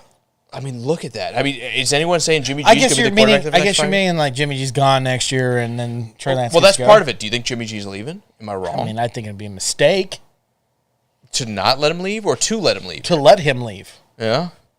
I think he's better than Trey Lance. If that's your point, yeah. And I think they think he's better because there's a reason you didn't see Trey Lance last year. Oh, man, we still got we got to do what are they, I think there's one more. We need to do rankings. We need to do rankings. Mm-hmm. There's one more shorty in there. I'm saying if you want to make it a short trip. No, I'm gonna do a long trip because I gotta pee. It's okay. It's got to be.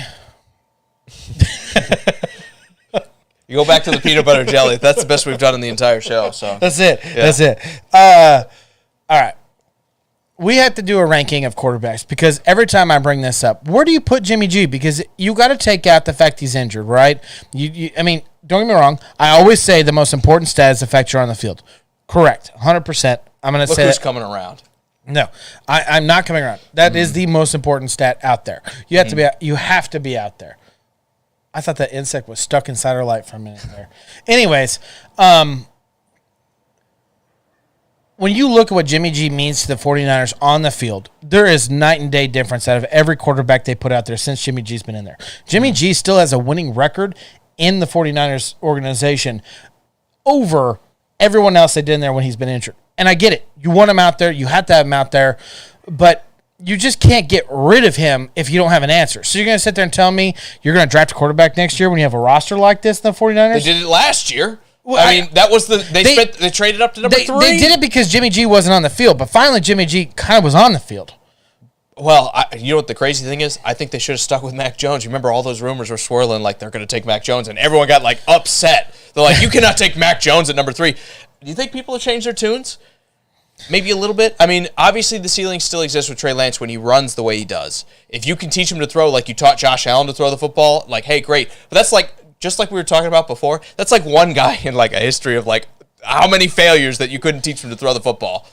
So I don't love the pick. And the other thing about the Titans, going back to Malik Willis, he's like a worse version of Trey Lance. So, yeah. If we were doing an overall ranking, Trey Lance would still be sitting higher than Malik Willis. I'm just saying, for all the Titans fans saying Tannehill's days are numbered, if San Fran is going through these issues right now, we're going to be going through that times like 2 when Malik Willis goes out there throwing the ball to the wrong jersey color. Yeah. That's all I'm saying. Now we are. And I hope he doesn't, but I'm expecting he's going to. I'm going to let you roll while I go to the bathroom and grab more beer. So let me say this about Trey Lance. If he finds the field, if they just say, we spent too much on this guy to not let him start this season or even seasons down the road. I mean, that spot seems like he's the heir apparent for. It is just so hard to take pick number 3 and say, we made a mistake.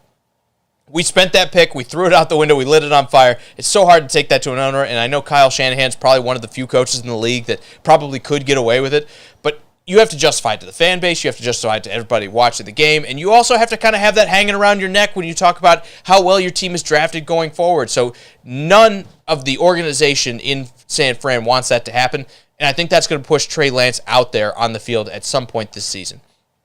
Maybe Drew is right. Maybe Trey Lance is the guy that all of a sudden you just it just never lines up, and you have to keep sticking with the veteran who's going to win you games, and you have to count on that. The pressure is going to be immense that if they struggle at all through any sort of stretch of the season, you're going to have them want to put Trey Lance out there to say, hey, we didn't just totally blow pick number 3. Now I'll move on here.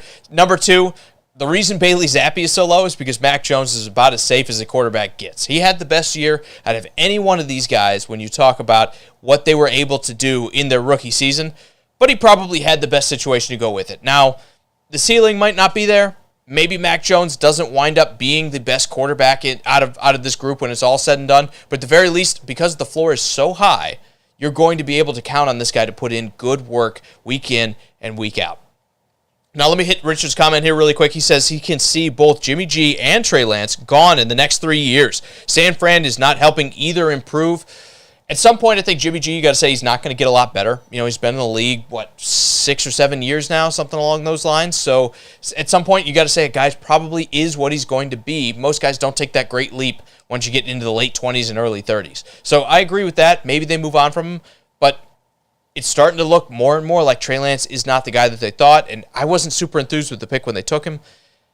It just doesn't seem like they've really done a good job of maximizing whatever he can bring to the table. I know he played that one game against Arizona. Unless you just totally rewrite the offense and say we're now a team that runs the ball left, right, and center all the time, Trey Lance does not really seem like he's got a spot on that roster. So maybe you're right. Maybe you're right. Maybe both of those guys are gone in 3 years. Going back to Mac Jones, though, now that Drew is back, and I want to get his opinion on this, Mac Jones, probably the safest out of any of these guys. And the only reason he doesn't beat out Trey Lance is because that roster, when you talk about being able to succeed, they're going to run the ball like just every year with Kyle Shanahan. Seems like they run the ball. They're a top 5, top 7 team without having to spend any picks on a running back. So the fact that they have that going on, they have Deebo Samuel, they have Brandon Ayuk, they have George Kittle, they have so much star talent, I got to put them ahead of the Patriots, who are still going to be counting on Jacoby Myers. They're going to hope Devontae Parker can kind of step in. They have a lot going on in that offense that are question marks, whereas San Fran, you got the studs already. I understand why you did what you did with Trey, but Mac, he's already been in the playoffs, man. Yeah. And 1 and 2 is like different than the rest of the guys on this list. The organization and the fan base is already behind him. Mm-hmm. I mean, what I hear out of New England is this is our guy for the next 10 years. Then why'd you take Bailey Zappi in the 4th round? Because that's what Belichick does. It's the same thing when he took Jimmy Garoppolo. I think it's just like I talked about in Tennessee. You make this smart move where you're like, oh, well, we were just looking to see if a 4th-round quarterback washes out, nobody cares. But if he hits, what if he hits? And all of a sudden you get the better player. You think Belichick would – he set Bledsoe down for Brady after an injury, but still. Yeah. You don't think that might happen? Mac Jones misses a couple of weeks with some sort of nagging injury, and Bailey Zappi tore it up. He looked like Tom Brady again. You don't think that might happen? Maybe. It exists a little bit, I think. I think it exists a little bit in the range of outcomes in New England. Yeah. That's why he's number 2. That's why he's number 2. He's not number 1. Frank says if Debo comes back. Well, he's not going nowhere. Well, at least this year, and then they'll franchise him, and then they'll trade him next season. And they'll go get their haul, and they'll go take out his replacement with that. And that's what the Titans should have done. They kind of like, it was a game of chicken, and the train wasn't even around the bend, and they're like, I don't want to do this anymore. Let's just get him out of here. I don't really blame Debo for wanting to be out of there, but I think he should have done different. Which is the money. I don't think he wanted to be out of there. He's just like, pay me and don't make me a running back. That's Yeah. it. It has everything to do with how they're using him. Mm-hmm. It has everything to do with that. It's you are using me where you're putting me in a situation where I'm going to make less money and a shorter career. Mm-hmm. Don't do it. And I'm sure he had that conversation. Yeah. And they're like, you're a 49er, deal with it. Yeah. And he's like, all right, I want to trade. Too bad. Yes, you see this ink? This is exactly you got what play they next said. year? Exactly what they said. Yeah, no, definitely. Cameron goes on to say Mac Jones will always be the most NFL ready to him, but his ceiling may be the lowest. Well, let me ask you this, Cameron, because you make a good point, and I do agree with you, but I think ceiling is a little overrated. Now, ceiling is nice when the team isn't perfect. I will say this. Without Patrick Mahomes, I think the Chiefs would have struggled a lot more than they have these past few years. Absolutely. With the roster. But Joe Flacco's won a Super Bowl. Trent Dilfer's gone. I'm gonna go on a reach here just because we're talking about the Patriots. Uh-huh. What about Tom Brady's ceiling? Well, obviously, he was high enough that we're talking about him. How many people he's the greatest quarterback ever? So obviously, the ceiling is there. No, you're right. You're right. But my point is if it wasn't for Randy Moss and Wes Welker and Gronkowski and Aaron Hernandez. We don't talk about him. Aaron Hernandez, the unspoken tight end. It's Julian Edelman, I think, underrated. Sorry. I mean, my point is this like... isn't the list New England receivers podcast. I'm sorry. Coming later. The career that Brady went out and put up outstanding numbers, he had amazing receivers and amazing tight ends to make him do that. And I'm not saying that Brady's ceiling is higher or lower because of that. I'm just saying you saw his ceiling. Mm-hmm. You saw it. It was amazing. But Brady didn't always have that. Right. Brady played under a great system, a great scheme, and didn't turn the ball over. Mac Jones could be the exact same scenario. And listing more New England pass catchers, Deion Branch. Thank you, Cameron. Actually, one of my favorites, too. Underrated, too, I think. I think he is forgotten in the conversation, so good job listing him off. Went to Seattle, and I was super excited for him and did nothing. You know who's third on this list, though, Drew? Because this one I really did kind of mess around and say, is this really true? Zach Wilson. I don't know that his job is safe, right? But there's nobody that, unless Mike White comes up out of the weeds again. Do you remember Mike White had, the 2 games he had? I think it was one. I think he had one game where it was like, this is the best rookie start we've ever seen. Oh, there it is. Yeah, I think he had 400 yards as his it was first start. Was it yards? I think it was 400 yards in his first start. It was the first time that's happened. Like and then everyone's like, five week touchdowns 2 or something like that. Week 2, they're like, oh, there it is. What are the Jets again? So it's not totally safe. So that kicks him down a little bit. But you look at Corey Davis. You look at them spending a high draft pick on Garrett Wilson. You look at them spending a high second round pick on Elijah Moore the year before that. They've spent on the wide receivers. They spent a first round pick on Mekhi Becton. They spent a first round pick on Elijah Vera Tucker. They've paid Laken Tomlinson to play. They brought him. They've traded for C.J. Mosley. That was before Wilson. In all fairness, but he is there still. Yeah.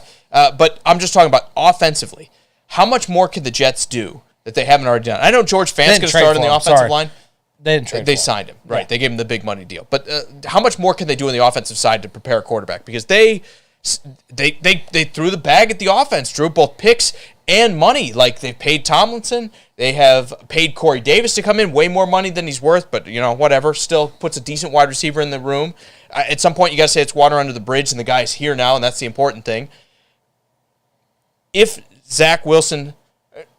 I hit you with the high end. Let me phrase it this way. I hit you with the high end when it came to Drew Lock and said, what does it take for this guy to win the job? What does it take stat-wise for Zach Wilson to lose the job next year for you? Where do you see that and say, we're giving up on the number 2 overall pick after 2 years? I don't even think it's... Well, I mean, the only stat I can think of is availability. If he can play all 17 games, he will, regardless. If it's a train wreck, you don't care? Doesn't matter. Okay. Because that's what Jet organization is used to. Sorry, Jet fans. He'll be the quarterback of next year.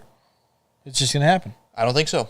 No. You know what's crazy? No, I'm telling you it's going to happen. I know you're going to knock everything down. Okay. When's the last time the Jets took a quarterback? Sorry. No, you're fine. When's the last time Jets took a quarterback in the first or second pick? Sam Darnold. What was he, third? Third. I guess you're right. You okay, you got me there. Broadway Joe? Wasn't he second or first overall, I think? But he stayed there forever. I know. Correct me if I'm wrong. Obviously, I wasn't around actually, for it. no, he wasn't. He was traded. No. Wait a minute, hold on. Wasn't Joe Namath their first-round pick? I know he won them the only Super Bowl they had. Broadway Joe came from somewhere else first.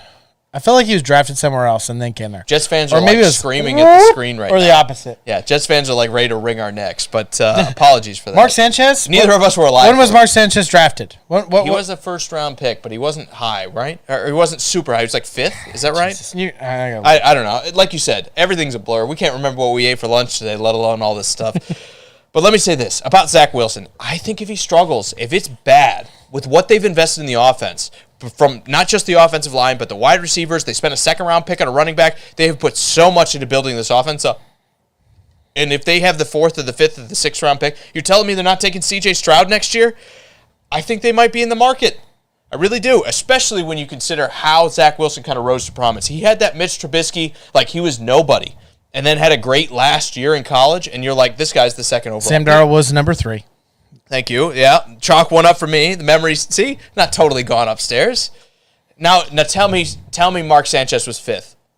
Tell me. I'm getting there. He was. Yes! I was a Jets fan. I didn't even know. Look at that. Wow. Well, my memory's shot. Sorry for everybody's ears, too. I didn't mean to yell like that. But moral of the story. Anyways, Frank said Sanchez. He was not a number 1 or number 2. Yeah. Not number 1, number 2. I just cover too much of the draft, man. That's what it is. I always look at these guys, and some of that sticks. Not much, but some of it sticks up there.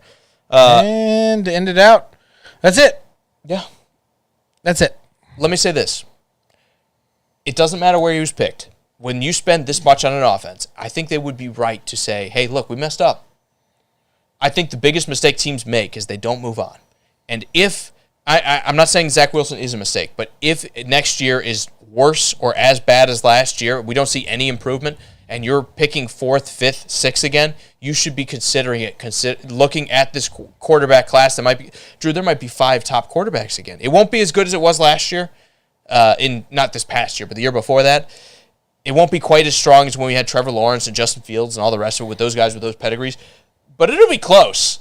And if that's the case, and you have that pick, and Zach Wilson's still stinking, why waste it and say, well, we'll just wait and see what happens? I think you got to move on. So,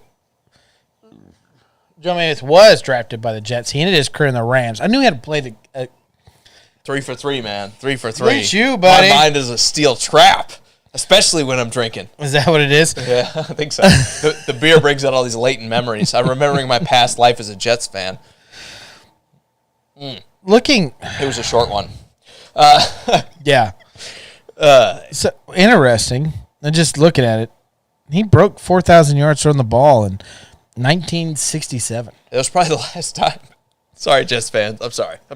That's got to be a record at the time, right? I would think so. Nobody threw back then. Nobody. Not It that was much. 2 yards in a cloud of dust. Okay, let's grind this out. It was actually his most attempts his whole entire career. And then he was pretty much injured for like a Nike's amount of time after that. Yeah. Cool. Anyways. We're in clutch time, Drew. You know who's number 4 on my list? Kyle Trask. And everyone's going to say, what? Jake, what? I'm saying what? What? I'm saying But let me say this. There is the threat that if he comes into play, you had all these Tampa Bay guys that were like, I'm not re-signing or I'm retiring, all the rest of it. And then Brady came back and they're like, hey, sign me back up. You know, I want to re-enlist. Tampa Bay all the way.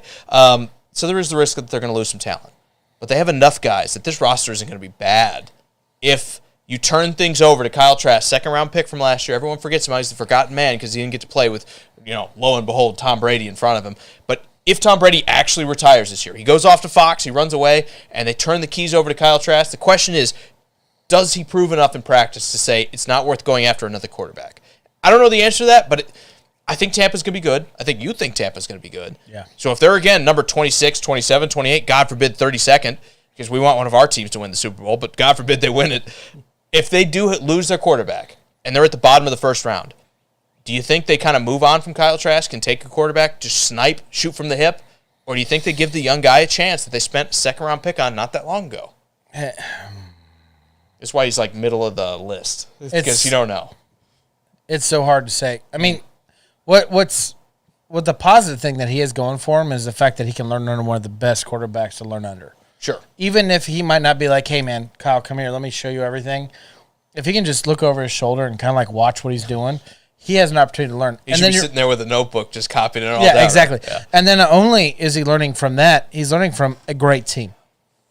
As much as I hate to say it, the Bucs are a great team and organization right now in the NFL that anyone that goes that player or any player that goes to that team should be grateful for it because of what you can learn from everything that's going on there.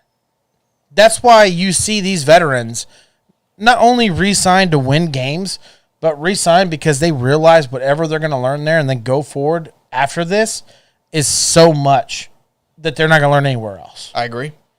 So I like this. As much as I don't think Kyle's going to be anything more than probably a backup quarterback, and I like him. Mm-hmm. I like him coming out of Florida. We all can say it. We all go, there is a it factor in these quarterbacks. Mm-hmm. And when they come out, we see it. Even if we're right or wrong, we see it. Who's out there saying Kyle Trask has the it factor? Me. And it came from his senior. Okay, you got to take a little bit of grain of salt. Yep. Because when you're talking about it, his last year at Florida, he did take the job the year before that, kind of halfway through from Felipe Franks, another noted Atlanta quarterback right now. He took the job from him, came in, and he looked spectacular. Now, granted, he had Kyle Pitts to throw to. He had the receiver for the Giants, whose name I can never think of. I always want to call him Kenny Galladay, but it is... hold on. You if you didn't say it, I would have had. Keep going.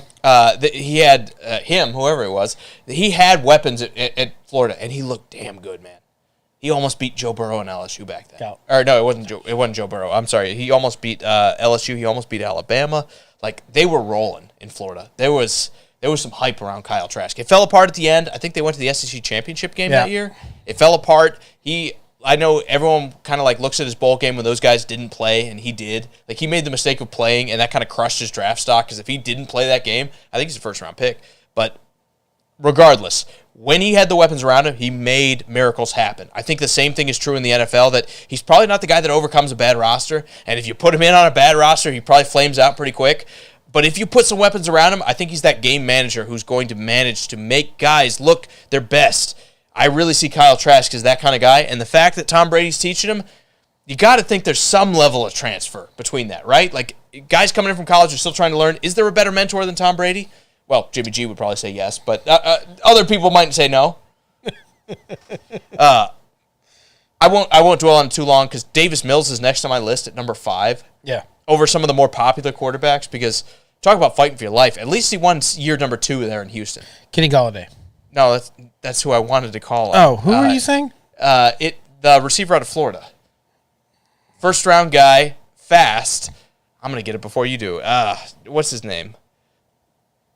You're killing me. Kenny Galladay's been in the Lions for like 4 years, and then he was in New York for 1. So we won't dwell.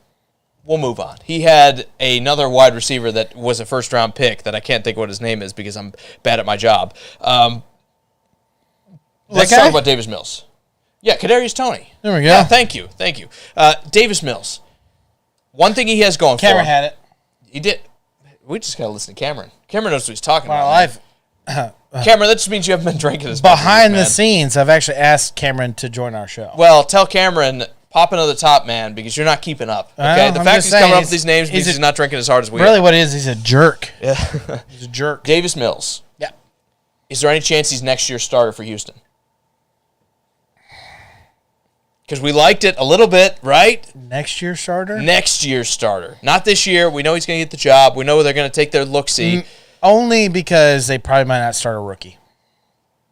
Really? He's the bridge quarterback. Sign it off. You're done, kid.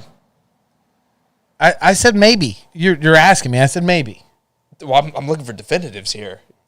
You're supposed to be Nick Caserio. You're supposed to be the G. See, I got that name, the GM of the Houston Texans. I don't know why that stuck with me. Kadarius Toney, starter in the league, had like 3 great weeks. Don't know why that didn't stick with me. Anyway, moral of the story is Drew. I think he can. I think that job is still there to be won. And it's because he has Brandon Cooks. It's because they're reinventing the offensive line. I know it's not there. There'll still be a little bit of struggles, but they took the Jets approach. They took a first-round guard. They have. I don't know why you're copying the Jets, but they are. Do they have a top tackle or a decent tackle? Do they get the number 1 pick next year? No. I think Chicago does. I already told you that.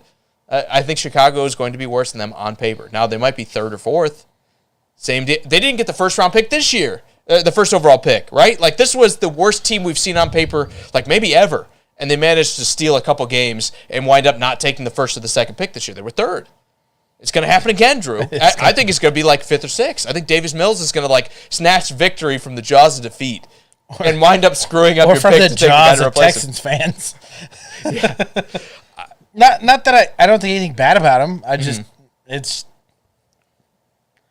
maybe it's not even him. It's more just the fact he's in Houston. I don't love the way Houston is looking, but I think what you're looking for is a couple good games. Just like I talked about Justin Fields, who's we're going to crap on here in a second with it. Not him specifically, but his spot. We're going to crap on that here in a second.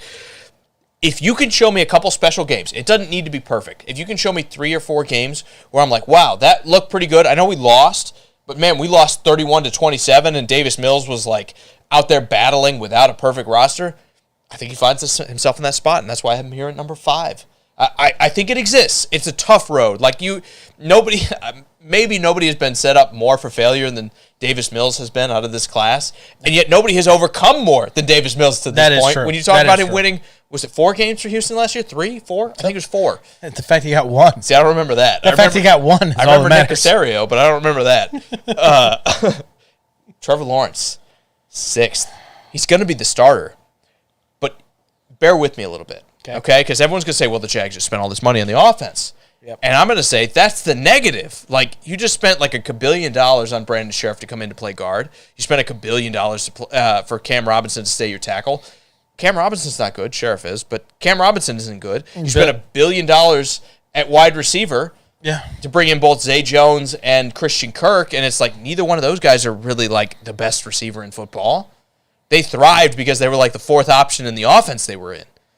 And you've paid them both like their number 1 and number 2 options. So they've spent all this crazy money on these receivers. I like both those receivers, just not at that money. See, here's the thing.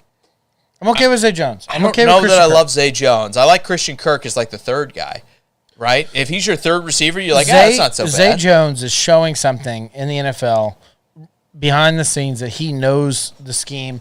He knows how to play in this NFL. He also showed something on, what was it, the Vegas Strip when he was like out there naked, like robbing a store. Like, go ask Buffalo fans. They remember. You act like you haven't been naked robbing a store. Not robbing a store. Well, okay. You definitely. That's a story for the After Hours podcast. You definitely tucked something somewhere. Anyway, Trevor Lawrence. The problem with his spot, the reason the situation isn't good, and everyone's going to say, what? Come on. Even if it's not the money well spent, it's still talent coming in there. The problem is you've married yourself to these guys. The money and the guarantees that you've given them is going to ensure that, like, the next 2 years, these are the guys who are going to be there. If you stink for the next 2 years because they're not up to snuff, and let's face it, like, we don't love Christian Kirk for that money. We don't love Zay Jones for that money. Right. If you're bad for the next 2 years, what happens when you go into year 4 and it's been bad with Trevor Lawrence? You're going to move on, especially when you have those high picks. You're going to, yes. Okay. But you want to, you got to, and then you have a, sometimes you got to take you got to take your moment and say, I was right. There's those times. I've had arguments with people, one that you're related to by marriage, when I said, just because a guy's great in college doesn't mean he's going to hit the NFL running. Doesn't mean he's the next best thing in the NFL. What are you saying about your marriage? No, your marriage. I'm saying somebody you're related to by marriage. About Trevor Lawrence. This is like 3 years old. Someone that I'm related to by my He's a wrestler. marriage. Anyway, I won't drop any names. I'm just saying. I said Trevor Lawrence might struggle a little bit when he gets to the NFL. I know he looks like the best college you're talking about my brother-in-law saying that Trevor Lawrence will not have any issues in the NFL. Sometimes you just got to take a victory lap. Do you realize? Said, when you know, you know. Do you realize and when he it comes will to him, come down here and cripple you? Oh, yeah. 100%. He'll put me in that stone cold stunner and I'm out. But, yeah, no, I mean, I'm just saying, sometimes that just furthers your argument. Sometimes you're right. Let me say this, though. About Trevor Lawrence. I think spending this money, you got to remember, free agency happens every year. I think spending this money on subprime assets. I know Jacksonville has to get those guys. Why didn't you give that 5th-round pickup or a 4th-round pick to go get Amari Cooper and pay that same money instead of Christian Kirk coming in? Should have. They could have done that, and they weren't able to. He actually could have brought all 3 of them in. The fact is they've spent too much money and kind of shackled themselves to subprime wide receivers that when you get to the end of this contract... But we also don't know that Amari Cooper wasn't like, do not sign with Jacksonville. Well, he's under contract. He didn't have a choice. He didn't have a no-trade contract. They traded him to Cleveland. They shipped him out, Drew. There might still be some of that, like, hey, you've done well for us for the next couple of years. Please don't trade me to Jacksonville. Just don't do it. You're probably right. You could beg me anything. You could beg me as much as you want. If I'm a GM and you're a player and I can get a 4th-round pick instead of a 5th-round pick, I don't care if you go to the Patriots. I don't care if you go to the Chiefs. I don't care if you go to Jacksonville. I'm taking the higher pick because that's what helps me. Yes, Jake was drinking the champagne of beers. Yes, I am. Cheers. Not no more. That is a This is a PBR. This is balling on a budget. That is nectar of the gods there. This is balling on a budget right now. That's what it is. Trevor Lawrence got it rough. You know who's got it worse? Justin Fields. You know why? Why are we even talking about that? Because Chicago sucks, dude. Why? I don't get it. Why do you hire a defensive coach? I know the pendulum swings back and forth, and you have an offensive coach flame out. You hire a defensive guy to kind of like make it up. That. But they did. They hired Matt Eberflus, who I like as a coach. But how much is that helping Justin Fields right now?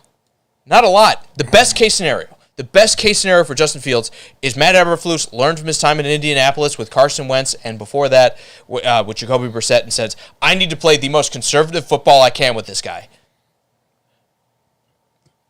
You signed Equiminius St. Brown. You signed Byron Pringle, who I think he's garbage. I hate him worse than Robbie Anderson. That's crazy. I hate him worse than Robbie Anderson. They're not good, Drew. They're not good. And Darnell Mooney is all right as like a second wide receiver. But when you have your best cornerback on the opposing team shutting down Darnell Mooney and you got to throw to one of these other guys, bad things are going to happen. And they didn't do anything to address that. They cheaped out.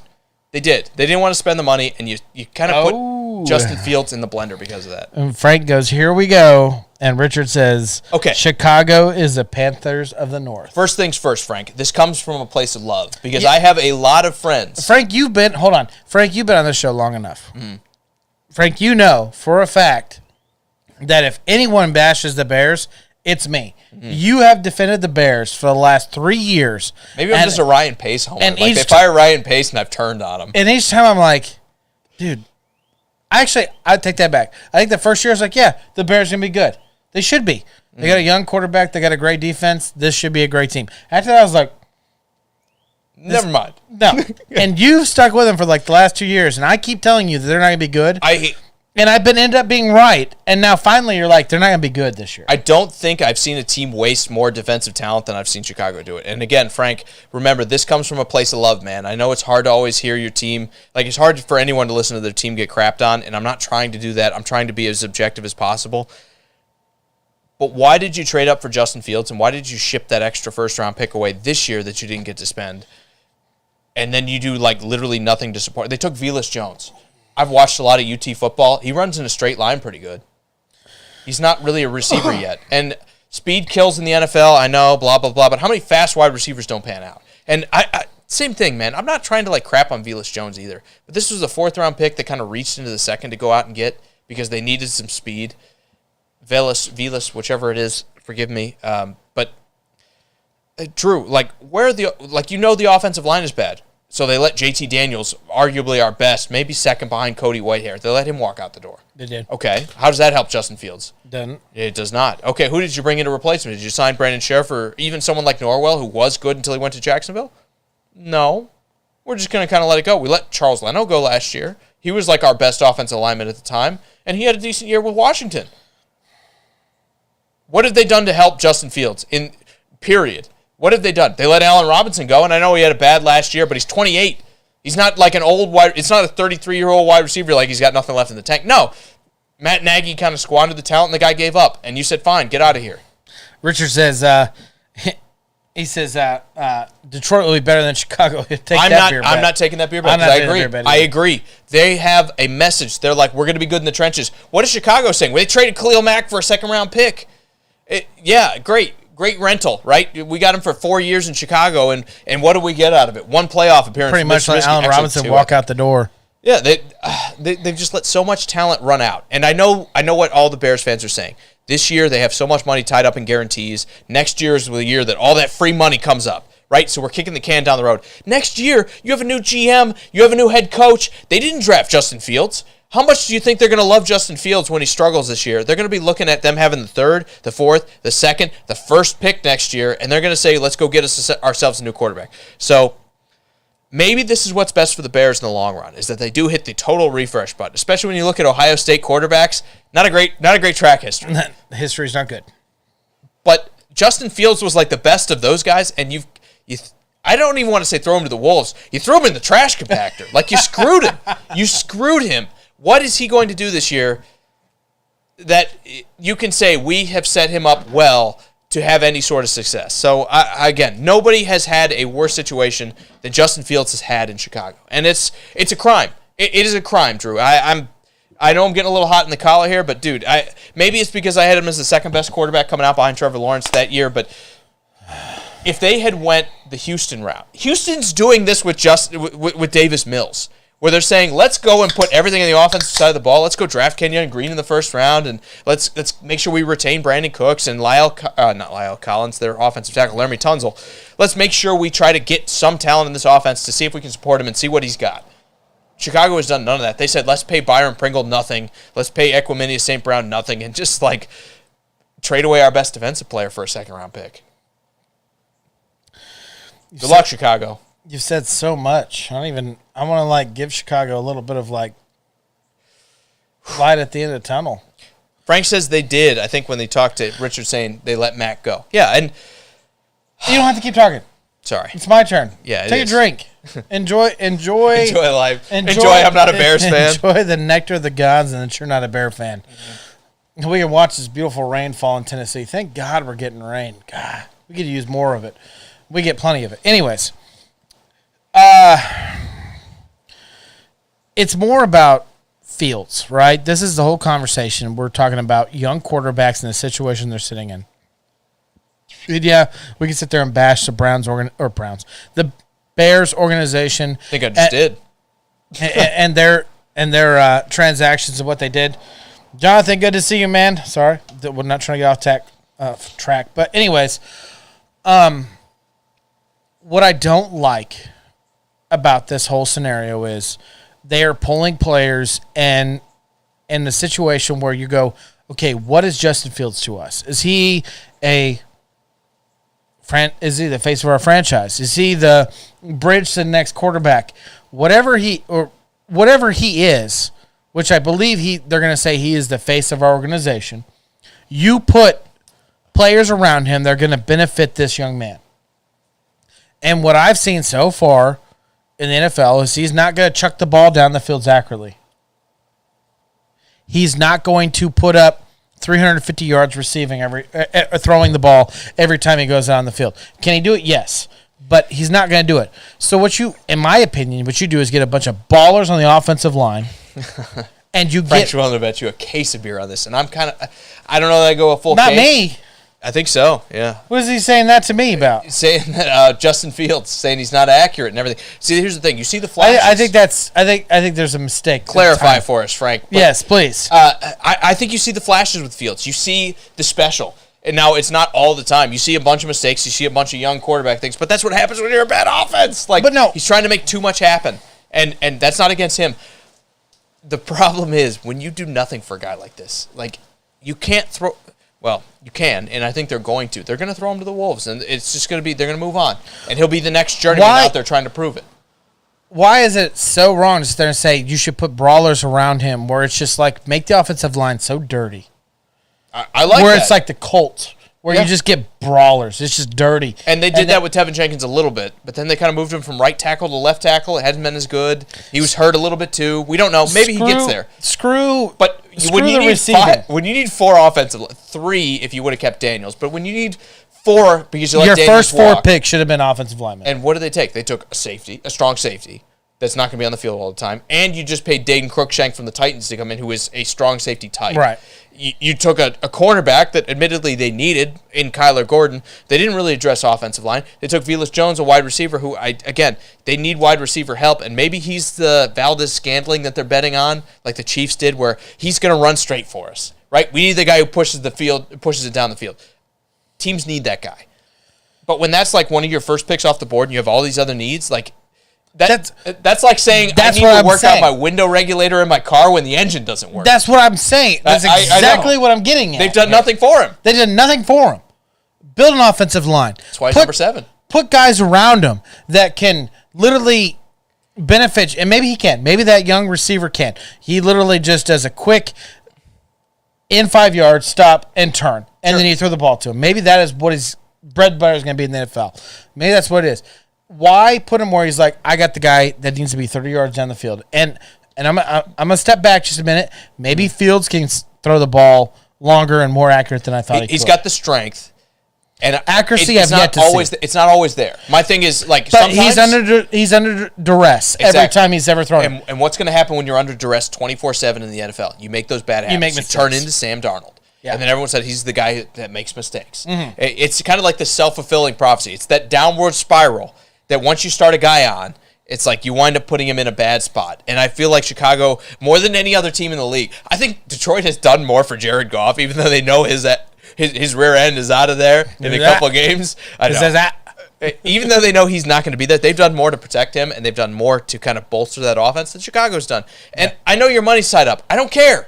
Find a way to make something happen. Make a trade. You just traded Khalil Mack's contract off the board. Take some of that money, sign me some offensive linemen. I don't care if you're saying we're going to run the ball, our receivers are going to be bad, we're going to go New England, where our receivers aren't up to snuff, but we're going to run the ball. And Dave Montgomery's going to be the feature of this offense, and we'll use Justin Fields sparingly. Fine. He's in a better spot than if you just throw him to the Wolves. The problem is Dave Montgomery's going to average 3.1 yards a carry because he's a good running back that's going to be running with not a lot of help in front of him. Yes. And then it's going to be 3rd and 6, so you're going to have to throw the football, and there's going to be no one to catch it. Let's get a couple of these comments, and let's get ourselves out of here. Jonathan says, Hurts is the best young quarterback. What did Jonathan? Oh, let me say this. Before I jump on Hurts, let me say he outperformed what I thought he was going to do last year. I thought it was going to be a problem last year. I thought it was going to be the thing that held the Eagles back, and they managed to kind of change the offense to make it work. I don't know that I see Hurts being the long-term guy there, but at the very least, they've done everything they can to put the right things around it. Talk about doing the right things. They traded for A.J. Brown. I know it came with a fat new contract, but they had the money to spend. They have Devontae Smith. I know Rager hasn't panned out yet. I know Arcega-Whiteside hasn't panned out yet. All these receivers, it's a scheme. It's not me. They have these, but they have invested in the wide receiving group, and they have a good offensive line. They've been good at running the ball, and they've adjusted when things haven't gone well. Correct. So they've supported him. They have. What Unlike the Chicago Bears. done to Unlike support the Bears. Justin Fields? And Frank goes, what do you guys think the record is going to be for the Chicago Bears? Richard says 8-9. Nope. With Khalil Mack departing. I already know what you're saying because you've already said they're getting at the number 1 pick. So you're going 1 or 2 wins? Maybe 3. I think there's still a lot of parity in the NFL. The bad teams are going to challenge most weeks. I think they're going to win 3 games, and I think they're going to lose 14 of them. And I think this is going to be the year that it's the gut check for Chicago, where it's like, is Fields our guy? And it shouldn't be, because you set the dominoes up for this to happen. And the problem is, anytime you have a GM and a head coach wash out that drafted a quarterback, you know that leash is getting so much tighter around your neck. And Justin Fields has to just outperform what they've done for him. Yep. They've screwed him. I'll be honest with you. Like, they have screwed him worse than I think I've seen a quarterback be screwed, maybe since Sam Darnold. Frank, tell us what the beer bet is about so we can do that with you, buddy. I don't hate their edge rushers. Robert Quinn, I think, is a quality player, but let's see what happens now that he is the guy and Khalil Mack isn't there to soak up all the attention. I know Mack's had some injuries. He's performed, whatever. And they brought Al-Kahim Muhammad in, too. Another Matt Eberflus, staple, solid, maybe not spectacular. Most casual fans probably don't know who he is, but he's a very good run-of-the-mill defensive edge player that can just make things happen. I think their secondary is really young. I think they're going to struggle with that. I think outside of Roquan Smith, their linebacker core isn't very good, but usually one is if you have a linebacker that's really good, you're we're doing all right in today's NFL. I think they're going to be one of the. I think their defensive line is still kind of up in the air too. They're not bad, but they're not what they used to be. Richard says Eddie Jackson will be a bright spot for the Bears. Jonathan, he's really digging deep here, but he says Eagles go 10-7 and win the East for the NFC. He also says, how do we think Wentz will do in Washington? I think they go 10-7. I think that's fair. Maybe even 9-8, but I think they lose out to Dallas by 1 spot. I think Washington is good, but probably 1 spot behind that. I think I could see the Eagles going 10-7. The Commanders, not the Redskins, going 8-9, somewhere around 500 with Wentz. And then I can see Dallas, because I think Dallas' defense will be good still. I think their offense will be good enough that I think it's going to be a slugfest. I think the Eagles could win it, but unless an injury goes their way, I still put them slightly behind Dallas. And no offense, Jonathan, go ahead and look at the earlier part of this podcast. We go into the Washington Commanders a little bit more. We talk about Wentz, so you can definitely get our full update on that. Frank says, I'll bet they do better than what you guys think. I wouldn't take a beer bet saying they're going to win 3 or less games, but I again don't think the Bears are going to be the first pick in the draft. I think it's going to be either the Texans or he's digging deep here. Chicago. It is literally. I was trying to think any other team that might have Carolina. I think could fall off. If it goes bad sideways, if it goes sideways bad in Carolina, that could happen. But I like the defense in Carolina. I do too. I don't like them, or I don't love them. I should say, but I like. I didn't say love. Yeah, I know. I okay. Like them, and same deal in Chicago. I don't hate them. They're not awful. I like Jaquan Brisker that they drafted. I like Kyler Gordon, but so much of their secondary this year is going to be young players that have to hit. It should be Houston number 1 and Bears and Carolina swap between 2 and 3. That's what I believe. Frank says it will be better than 8 games. No. I mean, you don't get to play Detroit every week, Frank. We'll see it, buddy. That's not how that works. We'll you're still behind the Vikings, right? You still got to play the Packers twice. I do not blame you because I said last year that the Chiefs are going to be 16-0. No, you should support your team. You should support your team. If that's what you think. I remember that. If that's what you think, you should do it. I was trying hard not to come down on you because you're right. You should support your team. I was trying to be I don't care who you are. To say that somebody is going to go 16-0 is give me the field. Anyone can be it could be the Giants that wind up stealing. We had the roster. It just did not work. Yeah. So let me say this. I want Jacksonville get the first pick. All right. They spent too much money, man. There's no way. If they get the first pick, Doug Peterson's on his way out of there, too. My beer cans are saying we've gone too far. It's like 6:30, man. It's been 2 hours. Yes. All right. You ready for rapid fire? Your two quarterbacks? We need to get advertisement so we can go do we'd be millionaires by now as long as we've gone. We'd be millionaires. Justin Herbert has the best situation. Joe Burrow is just behind that by a hair because Burrow has the slightly better offensive line, and they're bringing in guys like Khalil Mack to go with Joey Bosa. I like Trey Hendrickson, but he's not either one of those guys. The defense is better in San Diego. The receivers are maybe slightly behind. Yeah, see? I told you I still say it. The Chargers are a slightly better situation than it is in Cincinnati, but Burrow is very, very close. Both of those guys, there's no doubt they're going to be the starter long term, and there's no doubt there is fat contracts coming their way as soon as it makes sense economically for those teams to do it. Maybe all three of them. Tua's third, right? Maybe all three of them. Even Tua. He's got to prove it. I still think Tua has to prove it. They've proved it. Burrow could be bad this year, and I think you're still going to be well, he's our guy. And Herbert could be bad this year, and I think you'd be we're still our guy. If Tua's bad again, he has no right to be bad. He is right, yeah, exactly. So when if and when he is, I'm not trying to put that bad juju on him, but if he is bad, you'll be drafting a quarterback or making something happen to get a veteran. Maybe it's Carson Wentz when he doesn't work in Washington. Maybe it's Dak Prescott when he doesn't work in Dallas. I'm kidding. But who knows? They're going to be in the market to bring in a quarterback, a veteran, if it doesn't work out with Tua. That's why he's third on a list. Maybe. Am I wrong about Herbert and Burrow? No. Final thoughts. Am I wrong about Herbert and Burrow? No. Is L.A. got it? L.A. Chargers, I have to specify because there's two teams, in a better spot than the Cincinnati Bengals are? Just a little bit. Just a little bit. When you talk about Jackson coming in. It's so hard to say because they just went to the Super Bowl, so it's like... And the other team didn't make the playoffs? And I was like, yeah. Yeah. Thank you, Richard, by the way, for repping our T-shirts. I did take the store down, I think. So if you still see that, let me know in the comments. I think I took our store down because I don't think our manufacturer for our T-shirts exists anymore after the whole pandemic world that we went through. We will find another one, hopefully. Yeah. Yeah, definitely. So if you're interested in that, you'd be the first. But we thank you for that interest. We do. And we appreciate you guys.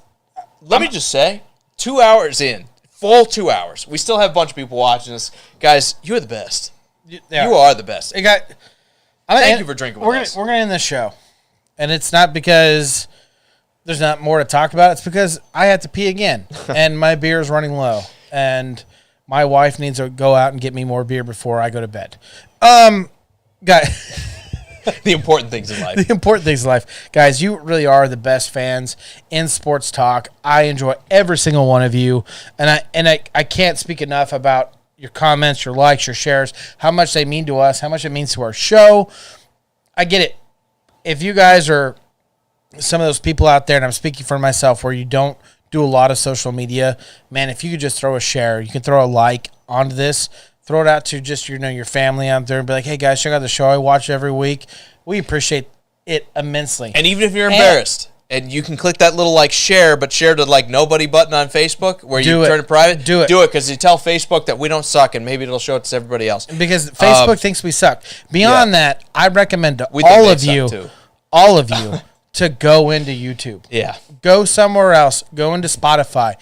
Find us somewhere else because... we're going to be doing stuff on Rumble now coming up here. We're going to be doing stuff on Spotify. We just got an Apple Podcast, which was the hardest thing for no reason. But a year and a half in, we're now on Apple Podcasts. We're changing what we do. We will still be on Facebook. We're not going away. This is where we started. It's not our bread and butter. And it's where we finished. No, I'm just kidding. But it's where we started. But Richard, Frank, Rob, Caslin, Jeremy, Thomas, Austin, Ray, Cameron, and Jonathan. Guys, thank you so much for all your comments. We appreciate it. Cheers to each and every one of you. I had a lot of fun. I know the show went really long. I looked down and I was like, man, we've been on for an hour and 45 minutes. Thank you for making the time go by fast because it always goes so much faster with you. We'll be back next Tuesday live, maybe even in between there with some recorded content where we're just talking about stuff, and we still want to get your thoughts on all of that. Make sure you throw us a follow. Make sure you throw us a like. Do all that good stuff. And guys, for Sports Around the Bar, I'm Jake. This is Drew. Catch you next time. See ya. I don't have it ready to turn off.